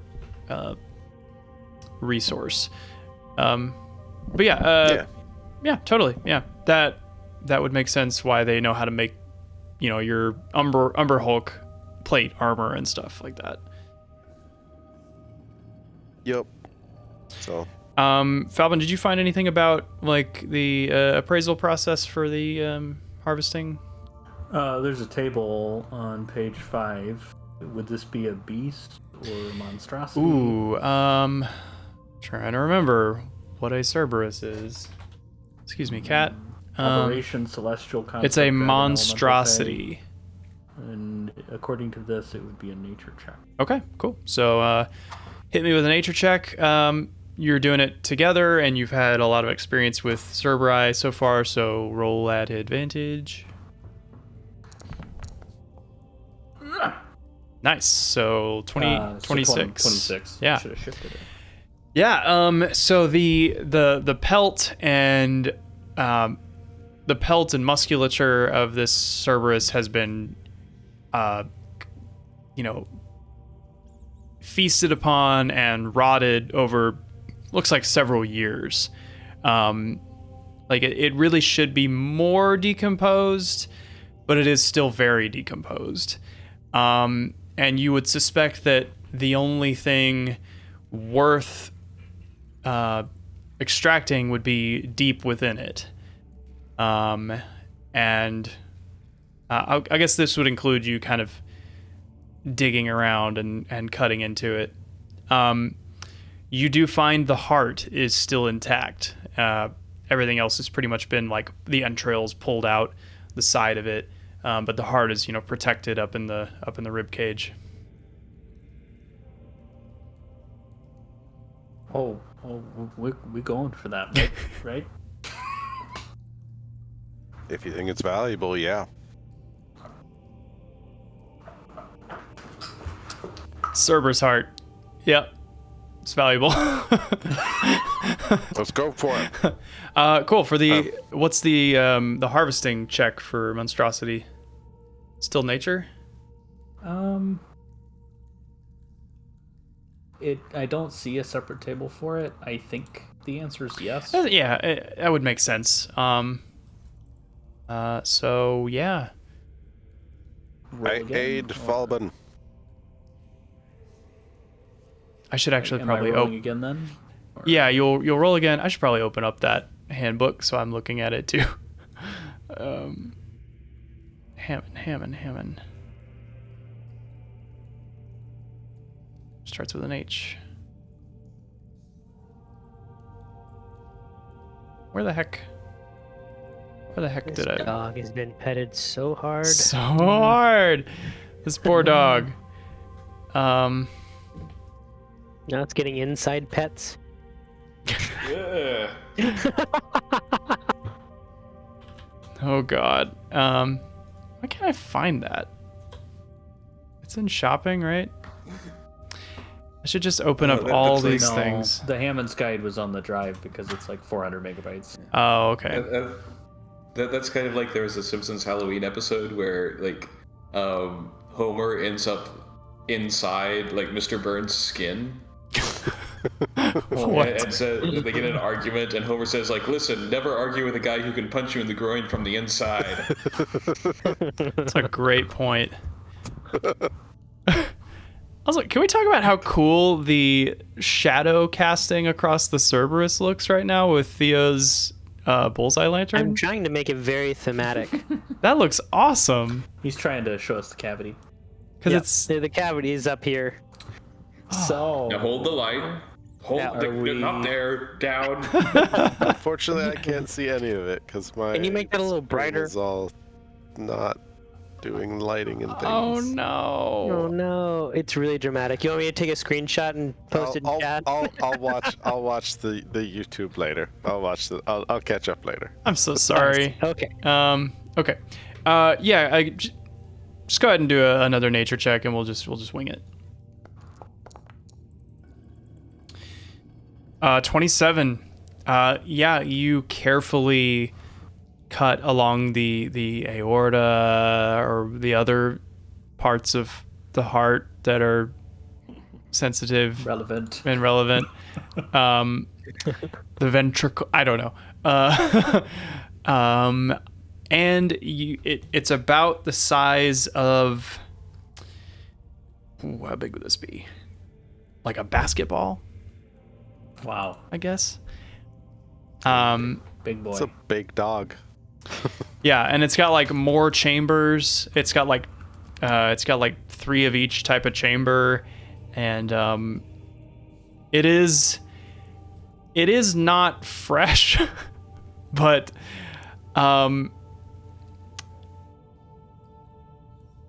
with that nature check, you would have heard legends of people consuming very, very, very, very, very, very lucky people consuming the heart of a Cerberus to gain its power. Well, that looks tasty. To gain its power. That looks tasty. And you breathe fire. I mean, Out of 3 ends with your 2 heads. I'll let you figure out. Wow. So basically, because this is not eating it? fresh, I'm modifying what I sent earlier. Okay. So it's going to be a little different. Okay. I'll say that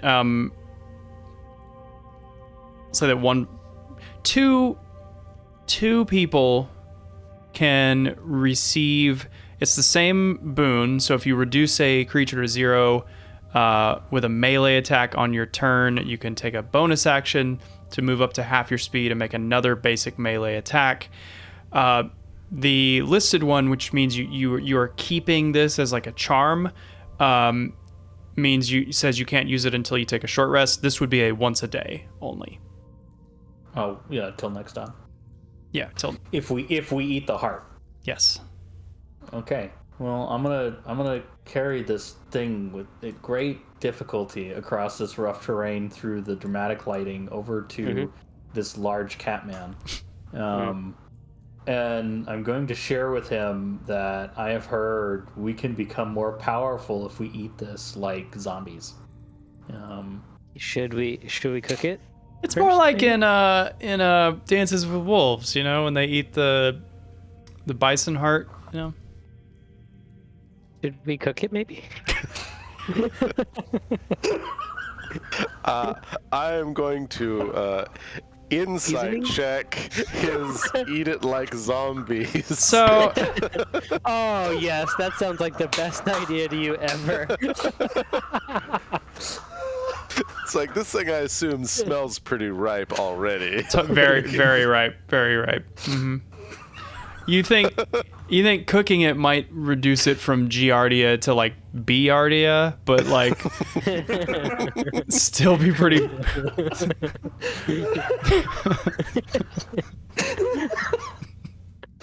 Throw some salt on it. Yeah. So really what do you say, Shade? Maybe a soup. There's still meat on that bone over there. I mean, I guess the small Cerberus were eating it still, so. We could put it in some milk. They're also They didn't die until later. Cereal. Yeah. they're Totally Until we unrelated. killed them. Yeah.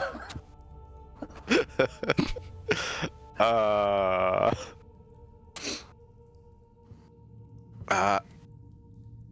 right, are we just splitting this thing in half? I guess. I think there's plenty. And I take my knife out and I just I'm going to cut it down the come middle. over. I'm going to come over and I'm Yes, going to Mr. Fireball. prestidigitate, which says I can flavor material. 1 cubic foot of material. Wow! I will aid. This and also is do that. bigger than 1 cubic foot. But can with I the help? two It was of a you, basketball. yep, with the two of you together, yeah. Oh well, We're yeah. going for like a steak seasoning. How big is a basketball? Yeah. Yeah, I guess it's just over a cubic foot. Fuck you. There were 2 of us, so- Yeah, we'll get this. Yeah. I just want to make you guys. Did you guys coordinate on flavor, just to be clear, or did you just like individually pick flavors? It's who's just like getting which half? Yeah. So who likes I cut the it rare? in half. I give the left half to Shade, and I've got the right half.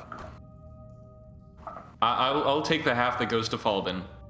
I'll take right. it. It goes to shade. I'll make it taste like milk. This is a weird Eating texture milk? combination. but- It's like curdled milk is what it's gonna taste like. It's got chunks and grit. The texture is still a huge problem. At least it's creamy. All right. Meanwhile, I am thinking back to like a fancy like veal dish that I had in Waitrose once. Wow. Oh, I thought you were gonna make it taste like farts or something. Like, this is not part of the prank war. Wow. Okay, you got me. It's Missed his opportunities. Yeah. If you don't take turns, it's not a prank war. So you just like Emerald Lagasse this heart. Yeah, Okay. Okay. Yeah, mine Yeah. tastes like this beautiful veal dish, and I'm going in on it right now. Shades tastes like milk. Thanks, Theo. I guess it works. It just the texture is just off. Do you try to lick it like after taking a bite? Like every once in a while, because I mean this thing's pretty big. It's gonna take a few minutes to eat for sure. Like of just concentrated effort. Like every once in a while, you will notice him just be like just start kind of absent-mindedly kind of licking at it. And, oh yeah, I gotta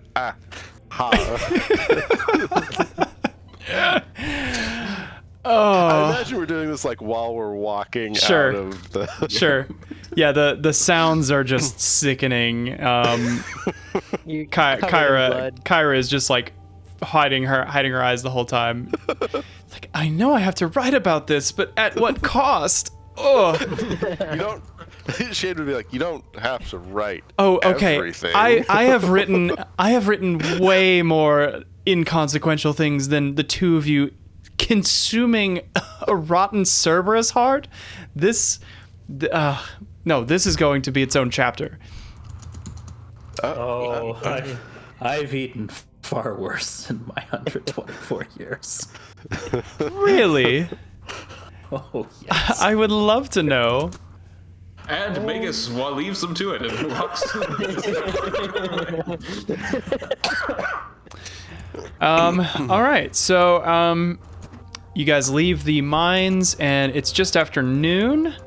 I am gonna try to keep more close watch on like the time of day, because I feel like I'm always just making that up anytime it's asked. So, I have the simple calendar. Simple calendar has actually an hour tracker, so I can just kind of be advancing that every now and then. You guys step out into the bright sunlight. It's a gorgeous day. Clouds scattered around. The wind rolling across. You can like see the breeze rolling across the plains. You guys travel back. Kyra tells you more about the whole Four Winds thing. Her actually artist's name, or what do you call it? Stage name. Stage name, yeah, was Notos, like Notos, Notos, the South Wind. she actually was a music teacher at the Academy of Mitros for a while. And she kind of collected some gifted musicians, and they formed the Four Winds. They actually didn't know that she was the goddess of music, because, Kyra acted under guise of just Kyra the Bard, and, a lot of people name their children after the gods, and, it's not unusual to meet someone named after one of the gods. But basically, Vulcan, when she was a child, had made her these magical instruments, and she loaned them to the other Four Winds, and together they made, amazing music, and vowed never to get into politics. So she enjoyed that time for a while, playing music, and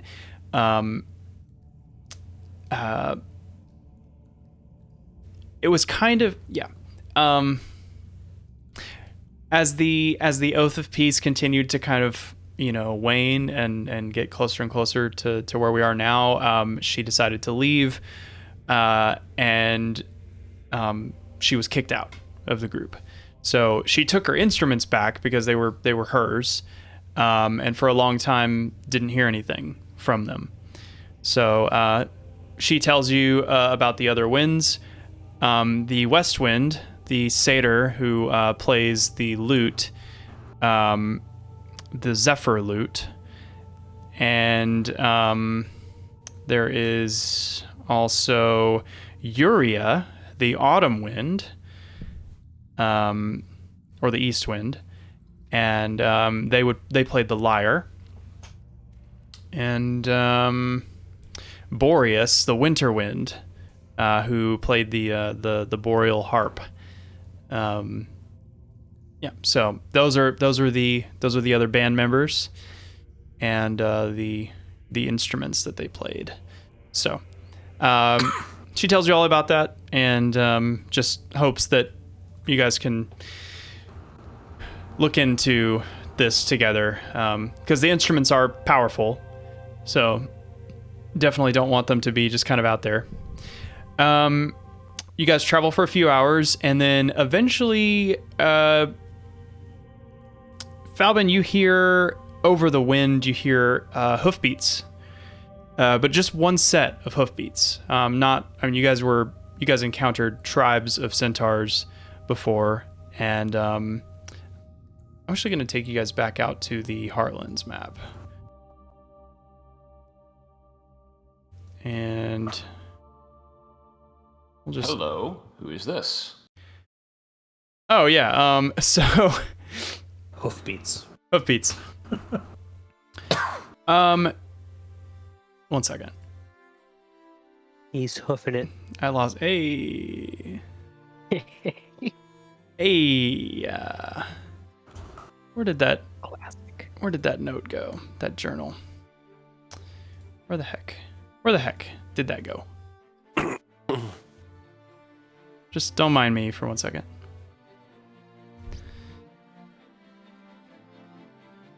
So Falbin. Falbin with his baggy, oversized clothes looks Yes. to you. Shades close. So when we get to the festival, like I understand,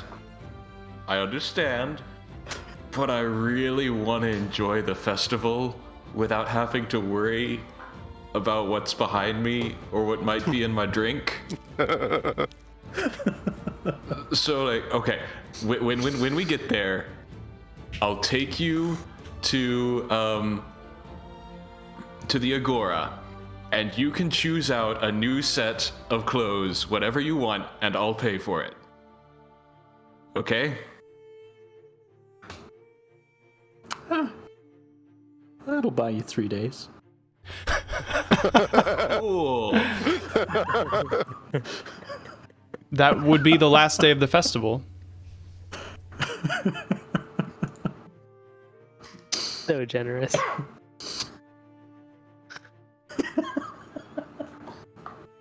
I don't think that's fair, Theo says. I just glare at Theo. I love how Theo was like the instigator of all of this.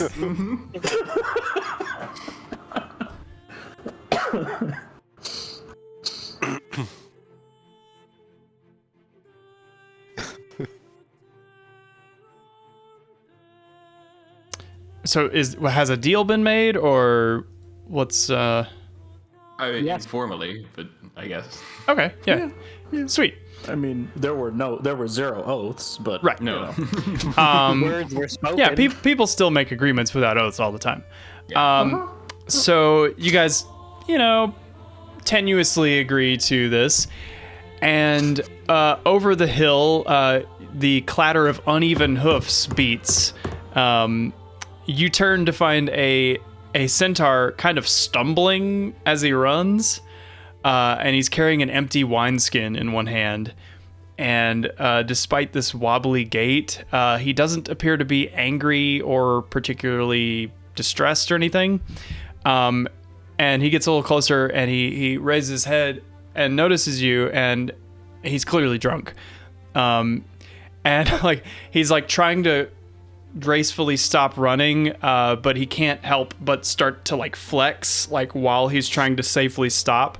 And he definitely trips and like rolls and falls on the ground and then stands up. Hey, dudes. I'm full on. Who wants to fight right now? Let's do it. Come on, bring it. Yeah, let's do this. Come on, bros. Pretty sure we could just outrun him. Come on. Oh no, it's a friendly challenge. No big deal. He's like, what's the incentive for us to fight you? I don't know. I'm tough as shit. Brag to all your friends that you fought full on and didn't die. Shade would kind of look around and be like, I mean, I could try. You're the strong one. Did you finish your heart? Yeah, all right. By now, I'm sure he would have finished his heart. Every morsel, right? Yeah. I think we should call you a Braveheart. Yeah, that's good. Did you say Braveheart or Graveheart? Either one would work. Graveheart's cool. He says, "All right, big cat man, ready to do this? Ready to fucking do this? Come on." All right. Shay like takes off his backpack. Is this barehanded weapons? What's up? You see any weapons on me, bro? Let's fucking go. Okay. Yeah, so he's like stumbling and he just gets in a low wrestling stance and he just like we'll just roll initiative between the two of you. Let's Another see. day on the road. Yep. Oh, a decimal. Yeah, I added that in case we ever have a tie for initiative. It basically takes your dex mod and Adds it on. adds it on. Yep.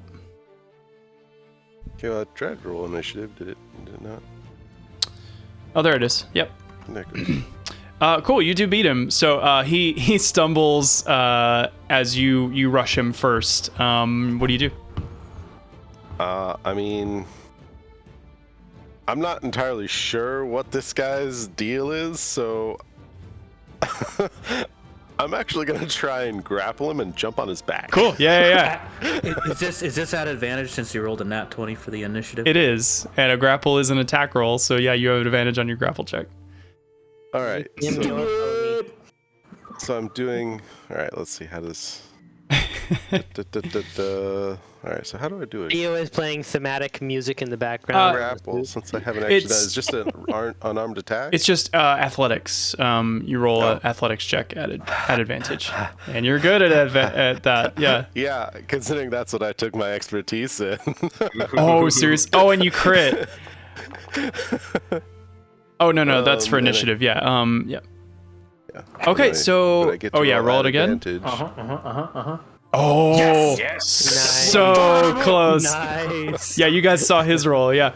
Yeah, you charge forward and he almost gets in under your arms, but you're able to pin him and then swing around onto his back. And you've got him in like a, what is it where you like hold their you grab your arms under their armpits and you're like pulling back. He's like, "Oh, nice, dude. Oh, okay, wait till I flip you off my fucking back. Just wait, just wait." Do you do anything else? I know you have extra attack. I mean, I guess I'm not sure what I could really do. I don't really want to like start clawing this guy. So you're afraid to hit me, bro? You afraid to hit me? I mean, I guess I could try and like I don't know. It's not really like just like I guess try and headlock him, force him down. Yeah. Okay. Cool. Like, yeah. I'm not sure what that would be. So you've already got him grappled. We'll just make something up because like this isn't like a straight fight. Just do a strength check and then I'll have him roll a Constitution against it. And if he fails, he'll start like asphyxiating, basically. Okay, 17, and so he'll roll a con save. Oh, he fails. Mega fails. So he's like, okay, all right, man, pretty good, pretty good. Oh, just wait though. And I think it's his turn now. So he's gonna try to break your grapple with a. Actually, no, he's just gonna punch you because you're like behind him. He's just gonna like reach his fist back and try to punch you in the face. He has multi-attack. He can't get you with his hooves, so he's just gonna punch you twice. It's gonna say hooves, but just ignore that. It's a 27 to hit. That'll hit. So you let's see. This is why is it rolling as piercing for hooves? That's weird. It's got pointy hooves. Let's see.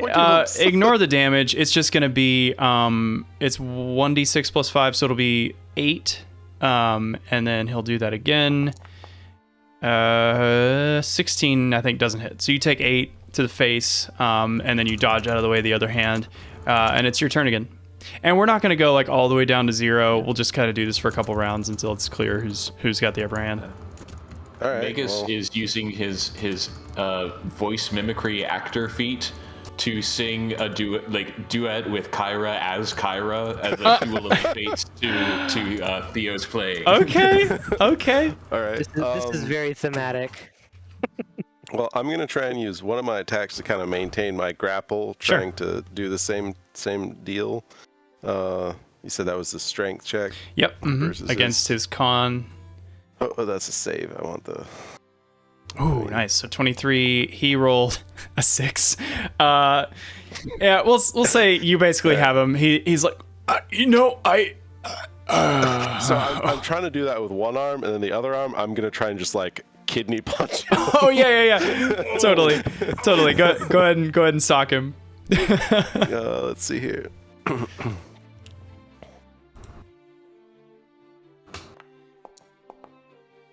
Oh yeah. You. he's trying to keep his air inside just to stay conscious, and then you kidney punch him and just knock the remaining breath out. Okay. Oh, and he falls over, and you tumble off of him, and he's just like snoring. So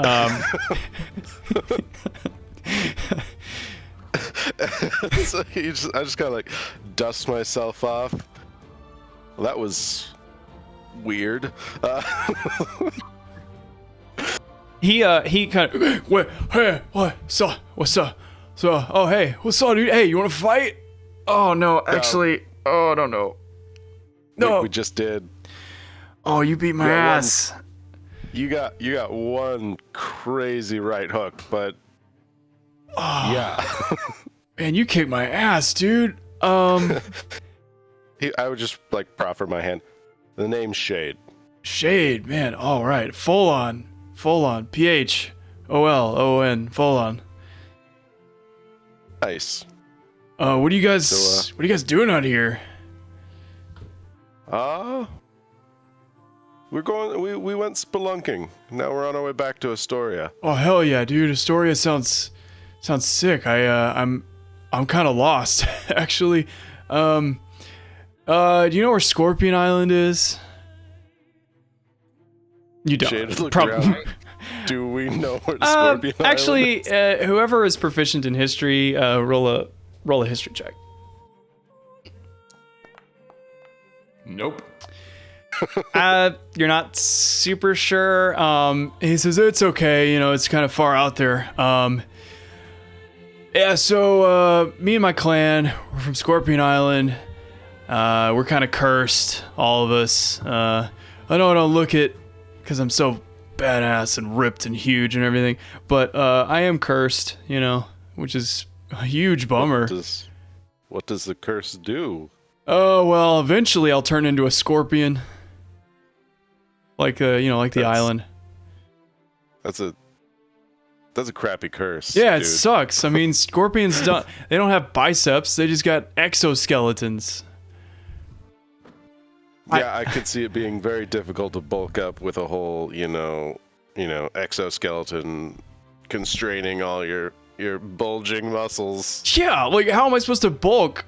Yeah, exactly. Oh my god, you get me, dude. Okay, so how about as provided you're not going to challenge every other person. Oh we no. How about you come with us to Astoria? Dude, are you serious?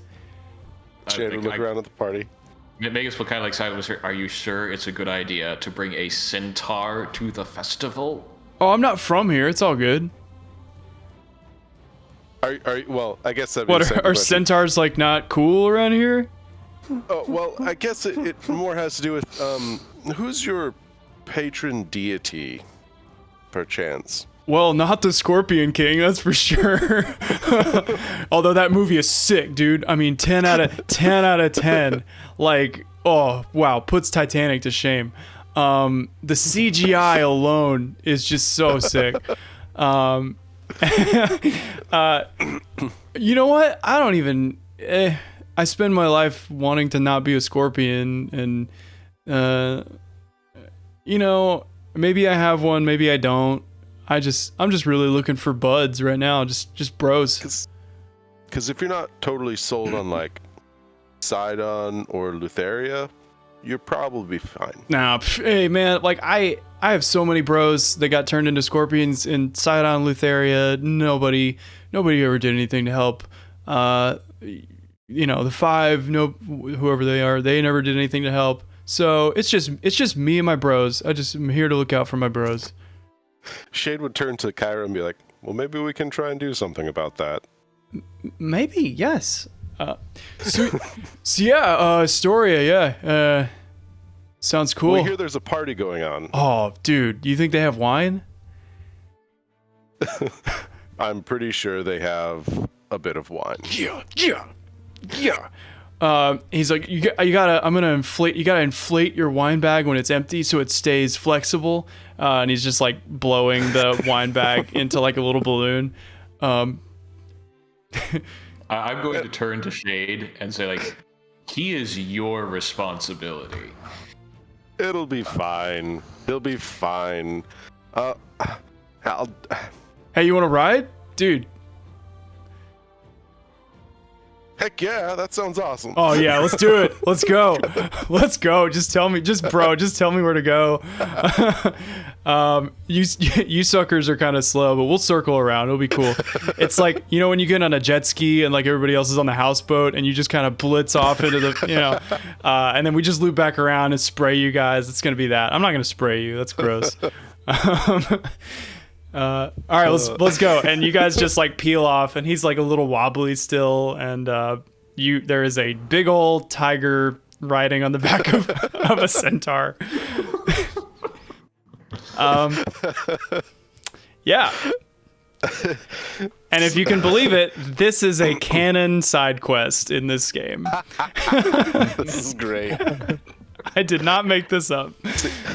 What Shade intends to do is to effectively try and sponsor him as one of the Iron Sentinels. Ooh. And have him fall under their purview. Okay. And then he'll be effectively a legitimate contributing member of Astoria society. Okay. Yeah, totally.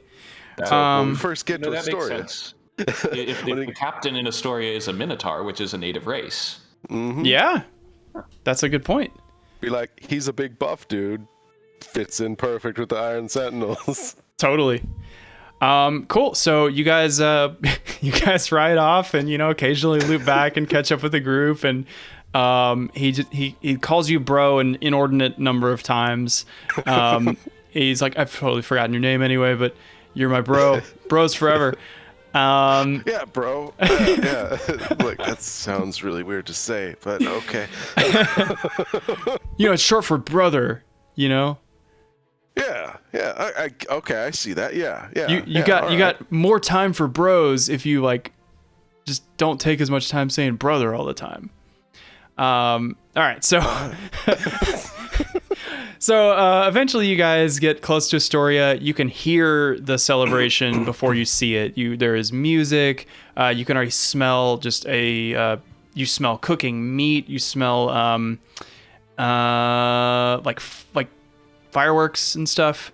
And as you cross the North Bridge into Astoria, you see just flowers in bloom. The fountains are full. The river's high. There's laughter, cheering. There is a line of women at Pythor's Wing of Eros, the facility there. You guys are here. There's feasting and drinking on every corner.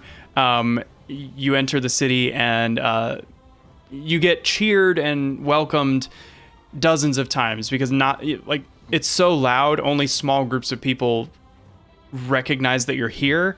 And it's just like waves go out and people come running, and then it's just hours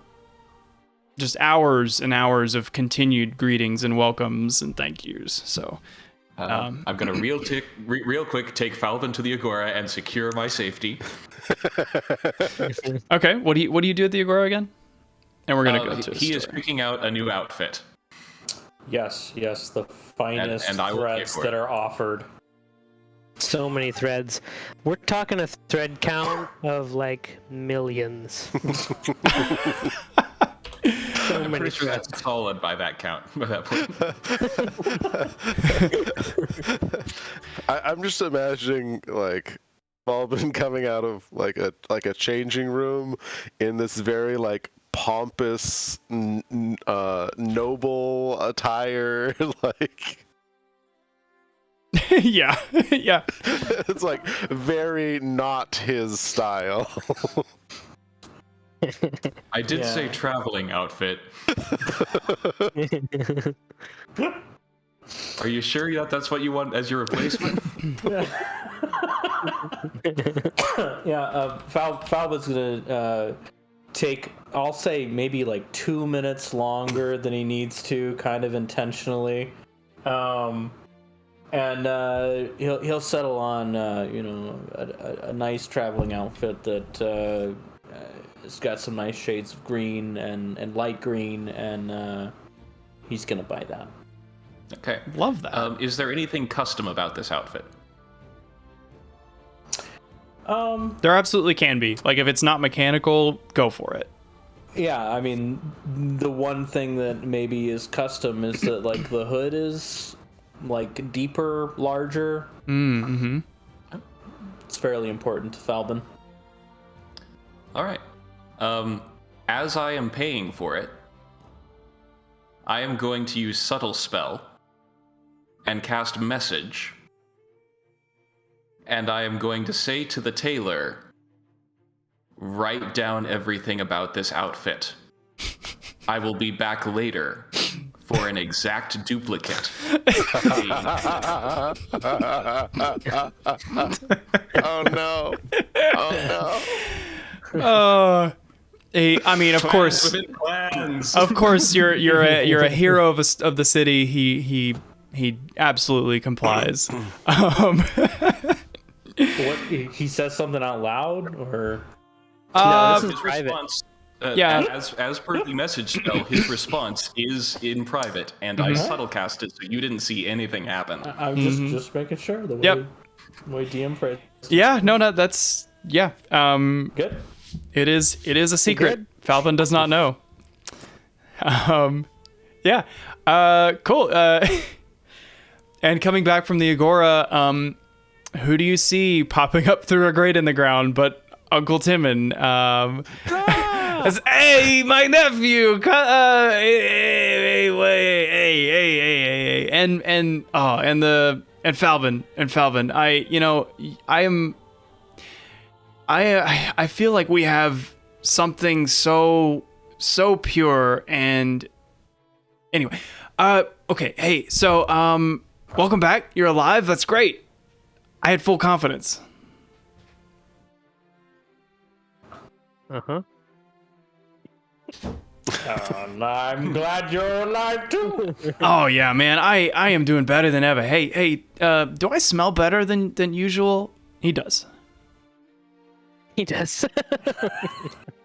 Magus is always trying not to notice. Okay, well, hey, you're not the first person to put their nose up at me. Anyway, so, look at me. I'm doing well for myself. I feel like I've finally gotten a handle on this whole rat situation. I mean, no doubt with your help.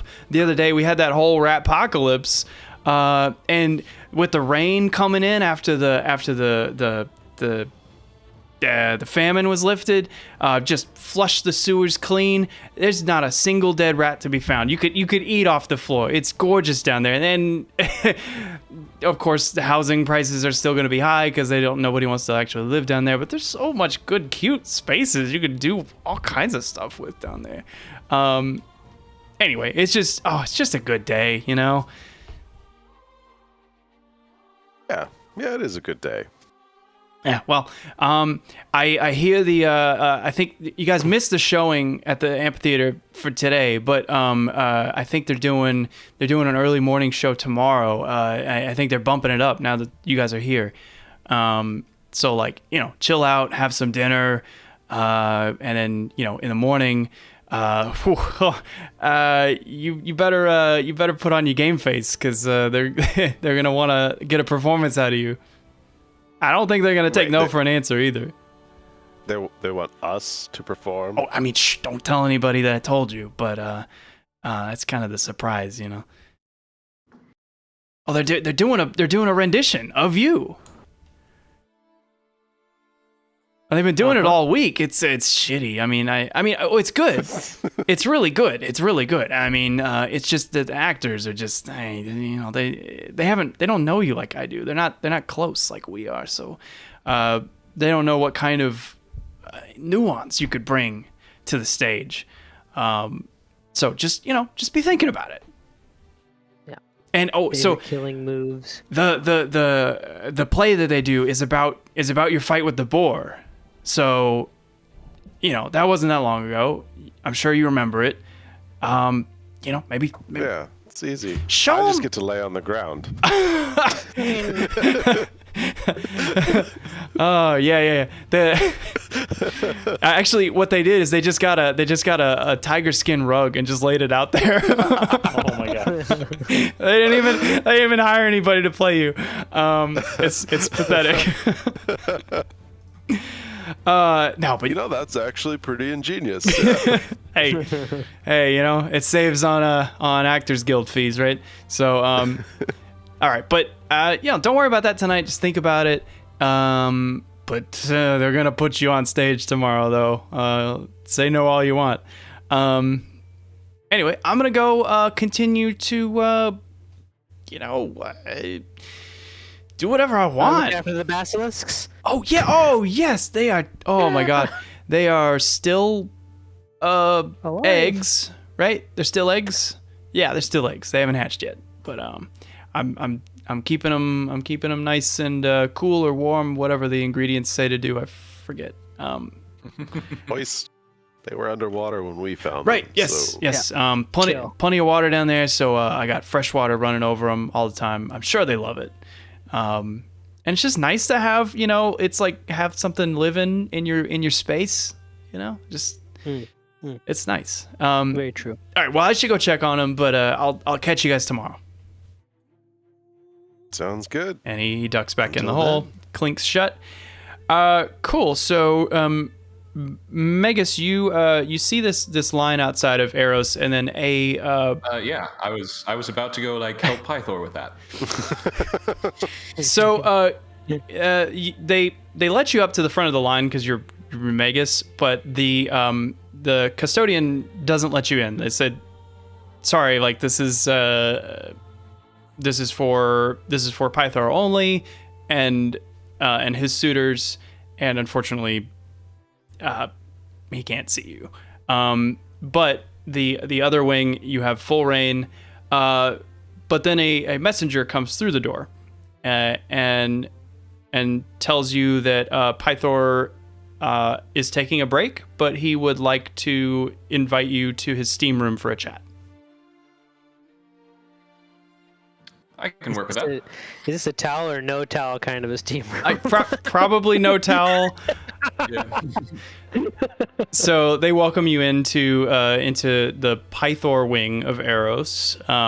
Let's see, just how extensive can the alterations of alter self be? Oh boy, I wouldn't test your luck here. I don't know. I got a +11 to Arcana now. That's true. No, I'm the real Pythor. He's an imposter. Oh no, I wasn't talking about mimicking. Oh, yeah, I see. We're not gonna think about that right now. So yeah. the courier leads you through. This place is actually strangely more like simple than the North Wing is. The North Wing is meant for a huge variety of experiences and tastes, and it's meant to appeal to people from a very wide variety of finery. But Pythor likes what Pythor likes. And so there's just a lot of Pythor stuff. There's just kind of punching bags kind of just scattered around everywhere, and there are carafes of wine all over the place. Most of them full.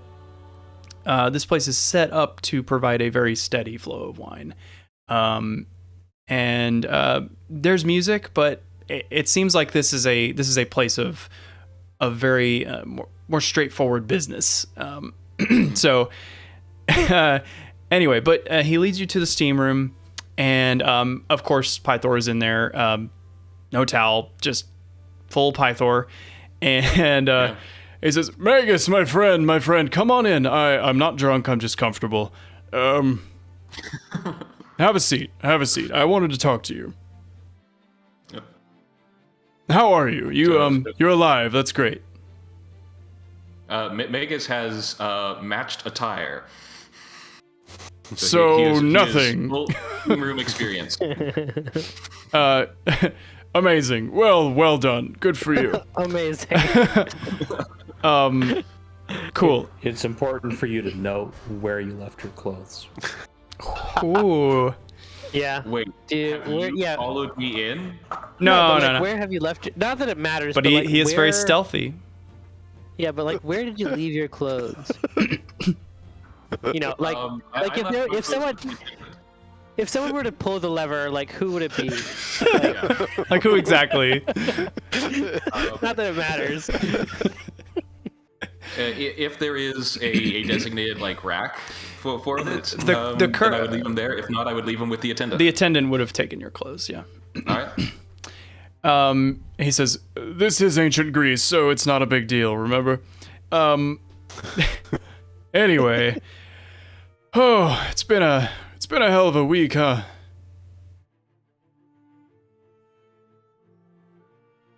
I hear you got the forge back up and running. Dad couldn't get out of here fast enough. It is wonderful to see him in his element again. Yep, it really is. He was honestly kind of bumming me the hell out. But it is good. He hasn't been happy really at all since Mom. So I have to thank you for that. What I wanted to ask you is, Honora is taking care of the city now, and I'm just really not sure what to do with myself, because I've kind of got a better handle on things lately, and I'm more straight, I'm more level-headed, I'm thinking straight, and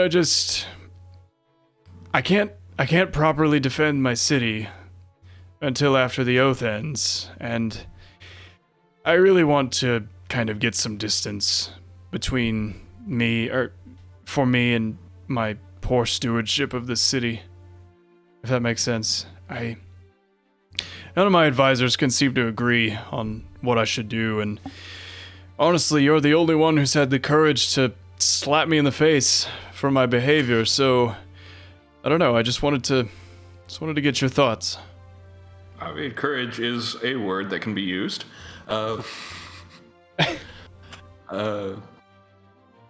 Well, when you were fighting, when you were in your element as the god of war, how did you train? Well, I mean, finding things that could stand up to my blows was really the primary concern, and then you'd run out of those, and then generally it's better to find people who wish you harm to begin with, and then you just practice on them.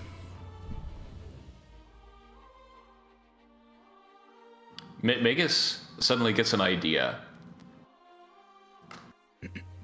Would you say you could fight a colossus? What do you mean? What do you mean a colossus? You mean the one in Mitros? Yeah, I mean, Dad made that. I know. Why would? Wait, why? I'm not saying you fight that one. Okay, I'm listening. I'm just wondering if he could make you a training partner. Oh, I see. Oh, okay. Yeah, to build me an adversary or a training partner.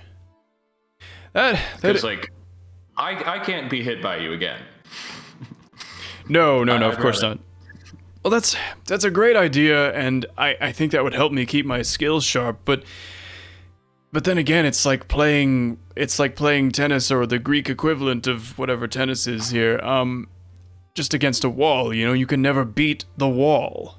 So right. If he makes an opponent that I can't destroy, then it's just someone that I'm destined to lose against for all eternity. No, I need an outlet.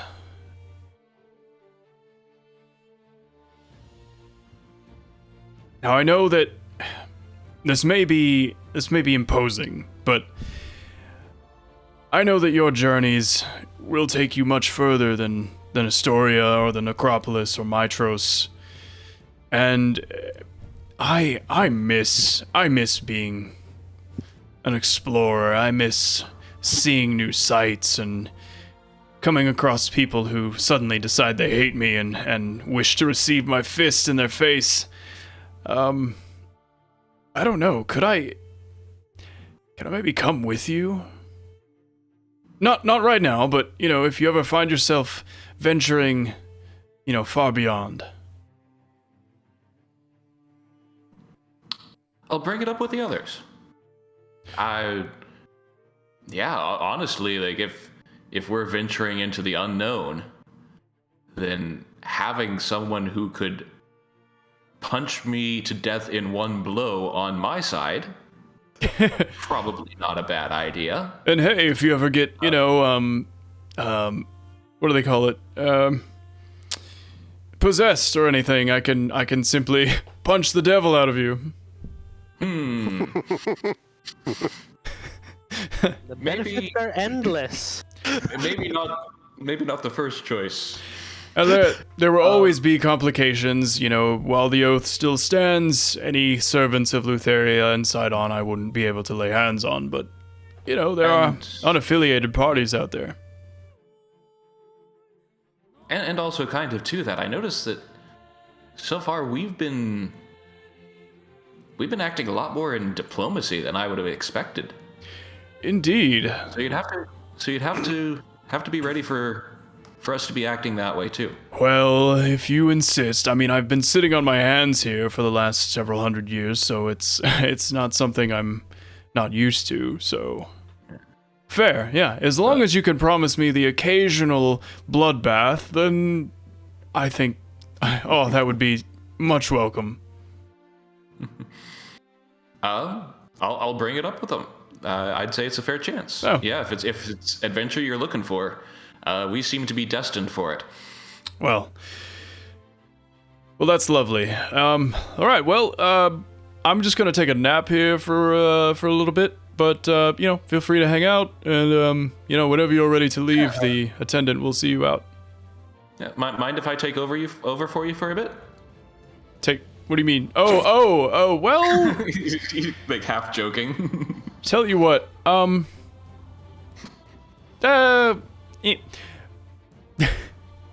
It's fine. The other wing is kind of more my speed anyway. yeah, that's true. Let me disappoint them. Anyway, never meet your heroes, right? Anyway, have a good one, Megas. I'll see you tomorrow. All right. And I will retrieve my clothing. Okay. Wait, is it your clothing though? Yeah, Falvin, is it his clothing? Have you done Yeah, it? Does it look different in any? I didn't do anything. You didn't do anything? Okay, cool. But like if it were.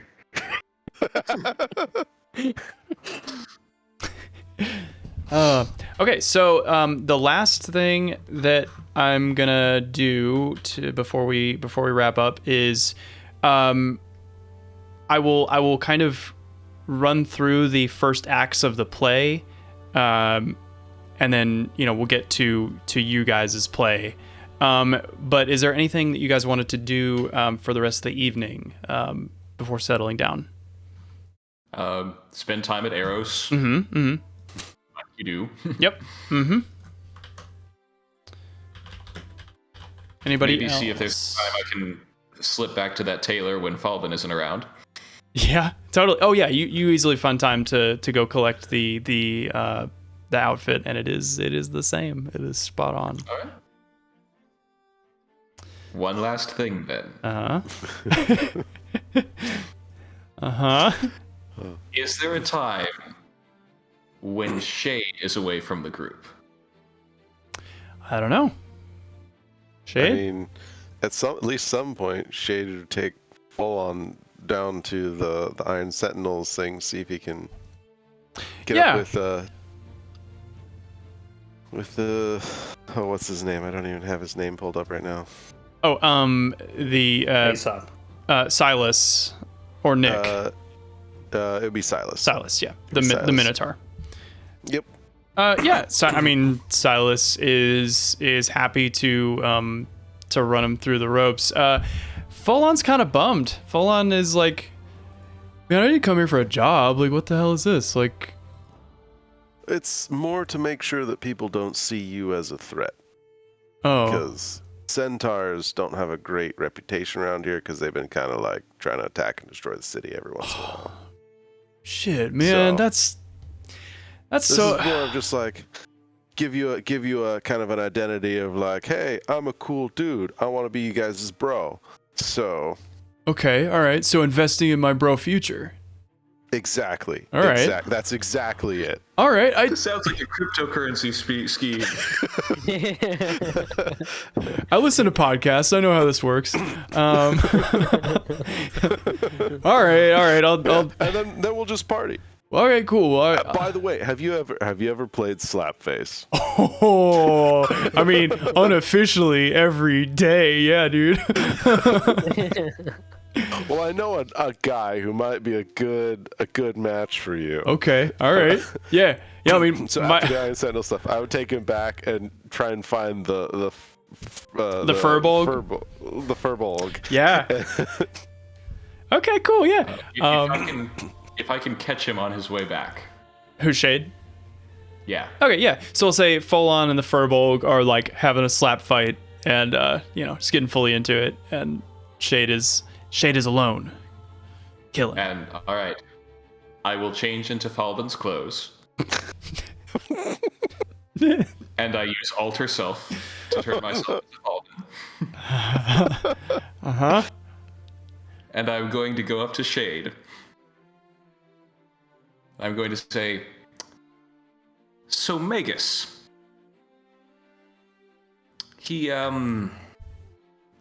You know he's gonna get his. He's gonna get his. I have plans. But, I'm thinking that he might not take that as the end of it. He's probably gonna try something back. I thought that's kind of what was going on between you two. Right. Thing is, we've seen him turn himself into other people. And I'm thinking that could get troublesome. So, like, just in case he tries that sort of thing, I'm thinking we should set up, like, a code word. So that if anything shady starts going on, if anything weird starts going on, we know it's really us, you know? Okay. Are you intending me to help you out against Vegas? No, like, just in case, like, if he tries to, like, get you to help him out, pretending to be me sort of thing. Which is exactly what you're doing right now. Yeah, okay. So, I'm thinking, like, if there's ever a question about, like, if either of us are who we really are, we could use, like, a code word like mirror or something. I would like to roll an insight check. Solely from the standpoint of this is probably the most, like, the longest stretch of words that I've heard Calvin say in one setting. I'm trying to keep it short. in like a week. And so it's just one of those things. It's like the fact that it wasn't just like a single sentence or two back and forth is like, okay. Especially now that he's going into depth about what Vegas could do. It's like, okay. Well, so you're proficient in insight. Your passive insight's actually pretty good. So I'll say that, like, your whiskers twitch a little bit, and I mean, that combined with the fact that the context of the conversation just makes you suspicious. It makes you wary because the conversation is like, be aware. So yeah, go ahead and roll an insight check, and Magus, roll a deception check, and it would be at your disadvantage or whatever, or your advantage. I mean, no, my advantage. Because I get advantage on deception checks while pretending to be someone else. Yeah, I meant to say advantage. Sorry. Okay. And so I'm going to pretend that I'm not seeing what his result is. Okay. I can't see what my result is yet. I can't see it either. No. Okay, so that's a 23. And then I am going to use inspiration, and now you know why, to add 5 to that. So it's a 28 to deception. What was Shade's roll? Because I still haven't seen it pop up. Hello? I haven't seen it show up either. I guess roll it again. Rolled into the ether. Yeah, my Forge has been acting really, really slow this whole session. So. Oh, that sucks. Alright, so I guess I will roll insight again. Maybe this one will go through. I think that's a nat 20 on the die. For a total of... Nat 20. Come on. What's your modifier? It's not coming up. Come on. I think it's, let's see, it's +5. So, so the 28 does beat the 25. Yep. So, like, Shade, you eye him so carefully. But he, like, he holds, he does some sort of facial... What did I roll? It's never shown up for me. You rolled a nat 20. So how do I not win with a nat 20? Well, a nat 20 is only an automatic success in an attack roll. So, okay. So like, it's still your. It's a 20 plus your modifier, which is 25. Yeah, it's your very best. 28. It's your very best effort, but it's still not enough. So it's like Magus does some just like little facial twitch that like maybe you've only seen Falbin do like a very few times, and that you guess it's him. Okay. All right. Is mirror your code word? Yeah. I'll keep it in mind. Although, just to be clear, as far as these things go, I intend to stay neutral. So, don't expect me to help you out with Magus. No, that's fine. That's fine. And I All just right. kind of like back into the shadows. As Falbin is wont to do.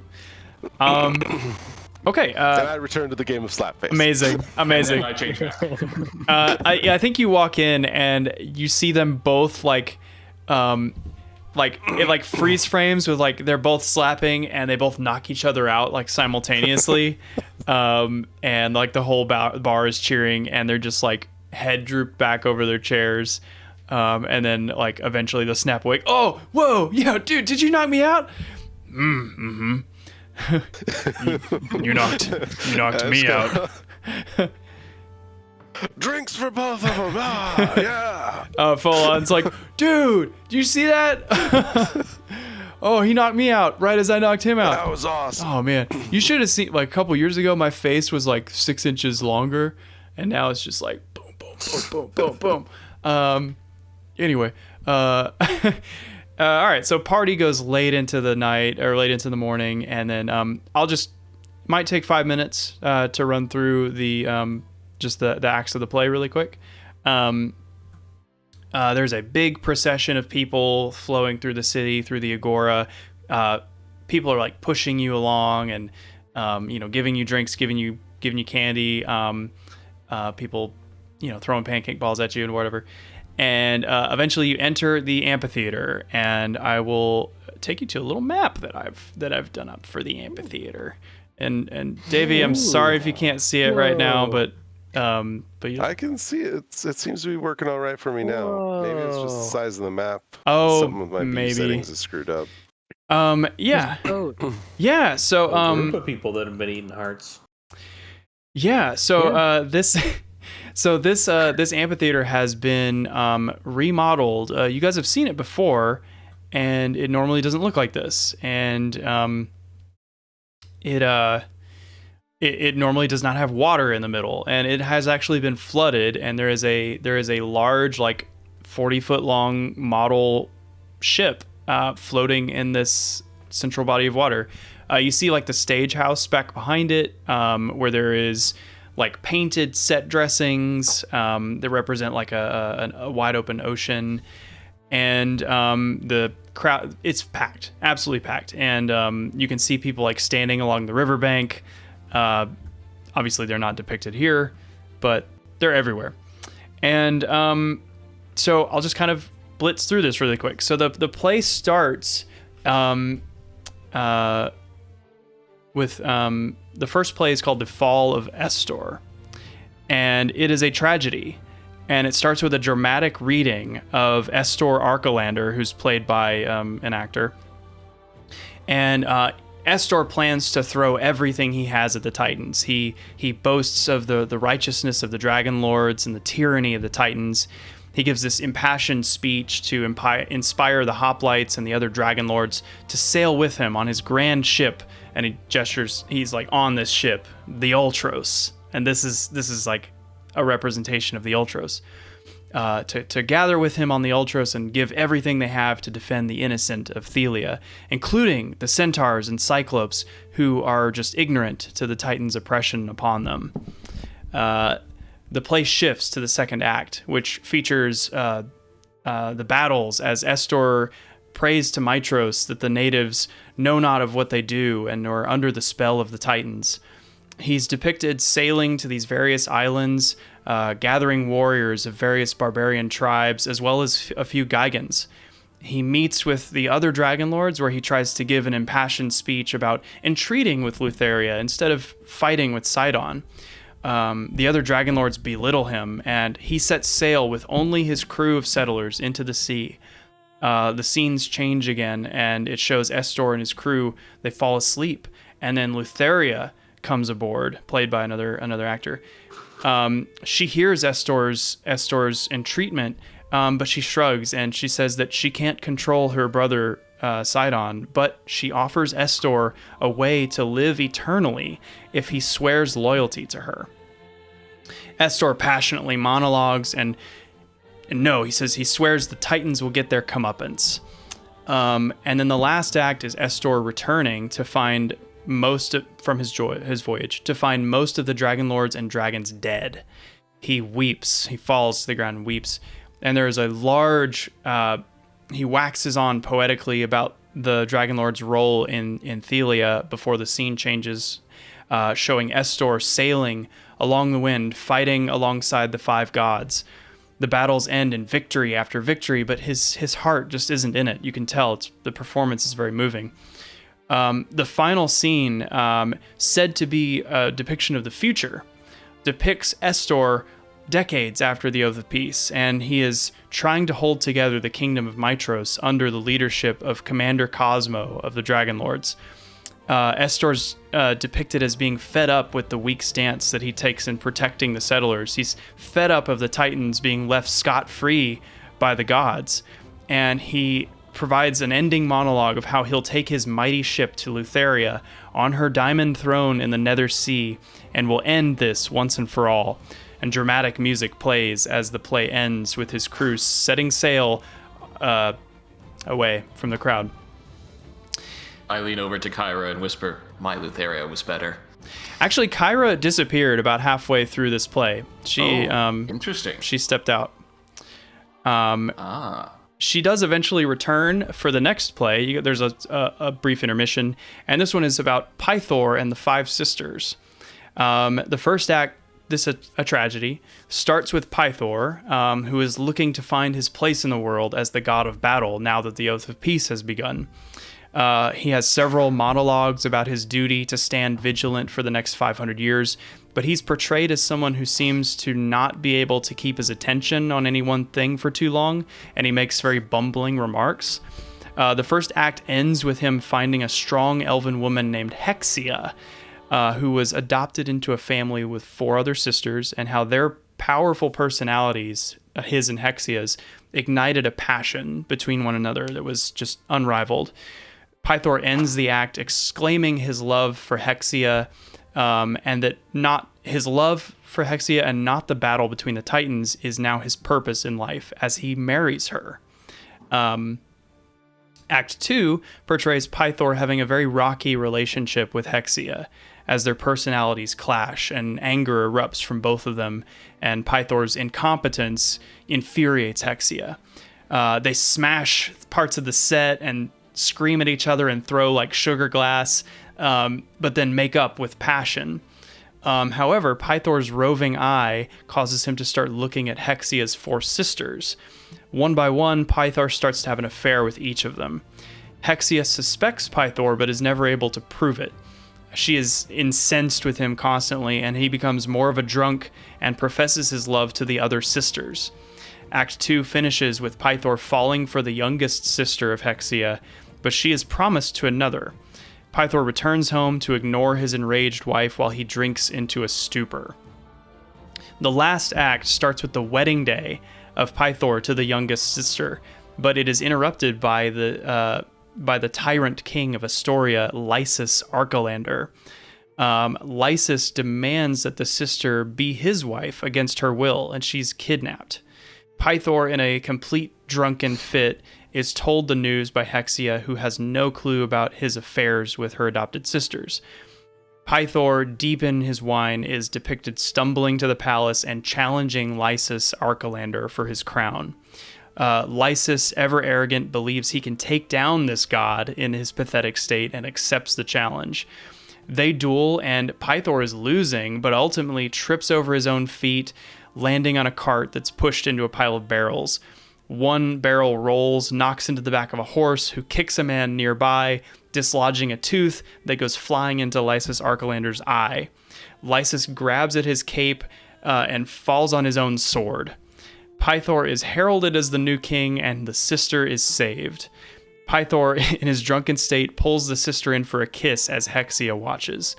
The end of the play shows Hexia completing a monologue about how she put the pieces together of the affairs with all the sisters, and she goes into a maddening jealousy.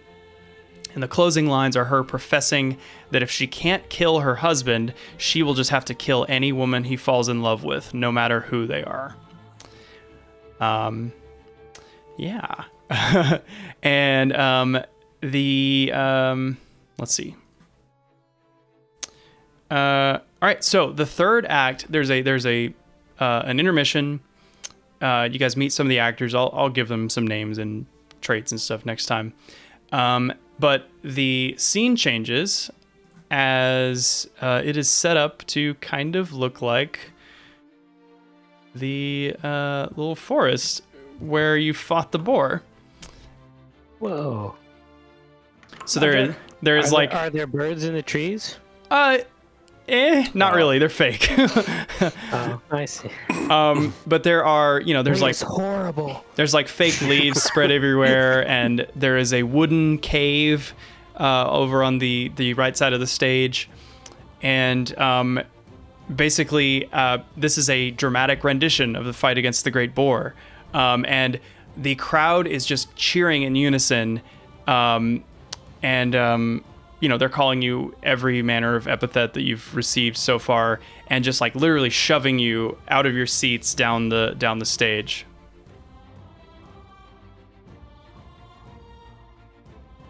I guess I should put you guys on the map. I mean, do you guys go along with it? Like, yeah, sure. Okay, cool. I have my lantern. You do.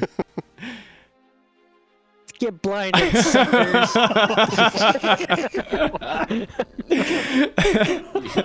you want a star? A star is born. Okay, so you guys step down onto the stage, and the master of ceremonies, he tells a very dramatic, moving bit about how the fate of Thelia was hanging in the balance, and the heartlands were being ravaged by this boar. The stuff we talked about the first episode. And he basically introduces you and says, now watch as they defend us and spit in the face of the Titans by defeating the corrupted boar. And so there is an actor who is there with you, who is portraying the hunter who was killed at the outset of the battle. And he's just kind of portrayed as a bumbling fool. He's like tripping over stuff and, dropping his bow and whatnot. And he says, hey guys, just fight the costume guys that come out. They're going to be scared, look scared, but not too scared because you're heroes. Makes sense. Definitely. Okay. Thalbin draws both of his daggers. All right. Did you have two daggers? It doesn't matter. They don't care. They're just look at them. They're so happy, and everybody's just erupting in cheers, just seeing you down there, just imagining what it was actually like. Earlier in the play, there is a live band actually in this kind of in the back of this building here, and they're playing lutes and harps, and there's a big drummer, and he will do like big drumming movements whenever there's something dramatic, so rumbles the stage and everything. And so the hunter, yeah, exactly. So the hunter actor, he starts to near the entrance to the cave. And he's like, all right, this is where it happens. And there's a big old rumble. But you guys look to the musicians, and the drummer is just sitting there still with a look of confusion. He is not drumming. And out from a grate, Uncle Timon pops his head up, and he says, guys, something's coming. And then the wooden boar. I cast Mage Armor. Okay, cool. The wooden boar cave. Trying to move straight towards the boar cave. Yeah, so in poetic fashion, so the boar cave swells with pressure and then bursts into splinters as a tidal wave of putrid, decayed rats rushes over the stage. and the innumerable swarm of thousands swirls and builds into a mound and then rises into the familiar shape of the great boar. The crowd goes totally silent and then erupts into cheers. Roll initiative. Not another rat bag of holding. Yeah, and that's where we're in. So it's a big old tornado of rats that looks like the gray boar you fought. So Ratnado. it's amazing that they were able to Rats. construct this, for the play. It's quite cool. Good old Timon. Do you guys have any thoughts about why the hell this is happening? I'm Well, guessing because- Lutheria has something to do with it. Mm-hmm. It's one of them. Probably Uncle Timon. He thought this would be a great way to kill off all the rats.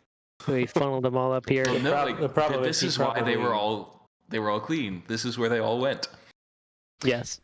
Yeah. So I've been trying to These rats are actor rats. That's what it is. Yeah. No, they are yeah, we're supposed to play nice. they are fully rotten. They are not alive. They are dead.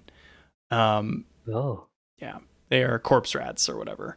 And basically, I've kind of been trying to subtly foreshadow that, when you guys were down in the sewers, any rats that you killed were just kind of falling into the water channel and then flowing away. And so basically, all the rats he's been killing have been going somewhere, and yeah. And now we know where. And now you know where, and now you get to kill them again. It's gonna be much different than that sewer rat thing. Yep. Well, we have Fireball now, so. Yep, we do. That's true. That'll do something, I guess. All right. Zombies get burnt. Or aim for the dome piece. Those are the rules. So, by the way, this is a gargantuan-sized swarm. It is. Looks large. It's insanely big. I mean, it literally has destroyed that half of the stage. I don't want to undersell how huge this is. This is gonna be a tough fight. This is gonna be tough. So, Dang. yeah. All Good right. thing I have luck. You do have luck. Yeah. I have luck. Cool. So we'll start next time with a battle. I wasn't sure if we were gonna get through this but we had a lot of fun. Yeah. RP stuff. So I have a lot to think about because you guys made some really interesting decisions with the random RP stuff, which is great. You gotta come up with some swag now. Yeah, I do. I really do. I mean, yeah, and Core. oh yeah, literally. Oh, Nova Core. That's where my brain got that from. Yep. I didn't even think about that. Novus Corpus, Nova Core. Yeah. Well, everything's borrowed, right? Yeah, but any designs for stuff that you think would be cool. This is a group thing, so. All right. Well, anybody who wants to hang out for a little bit is totally welcome. Anybody who has to go, we'll see you. We'll see you next time. I'll go ahead and stop recording. And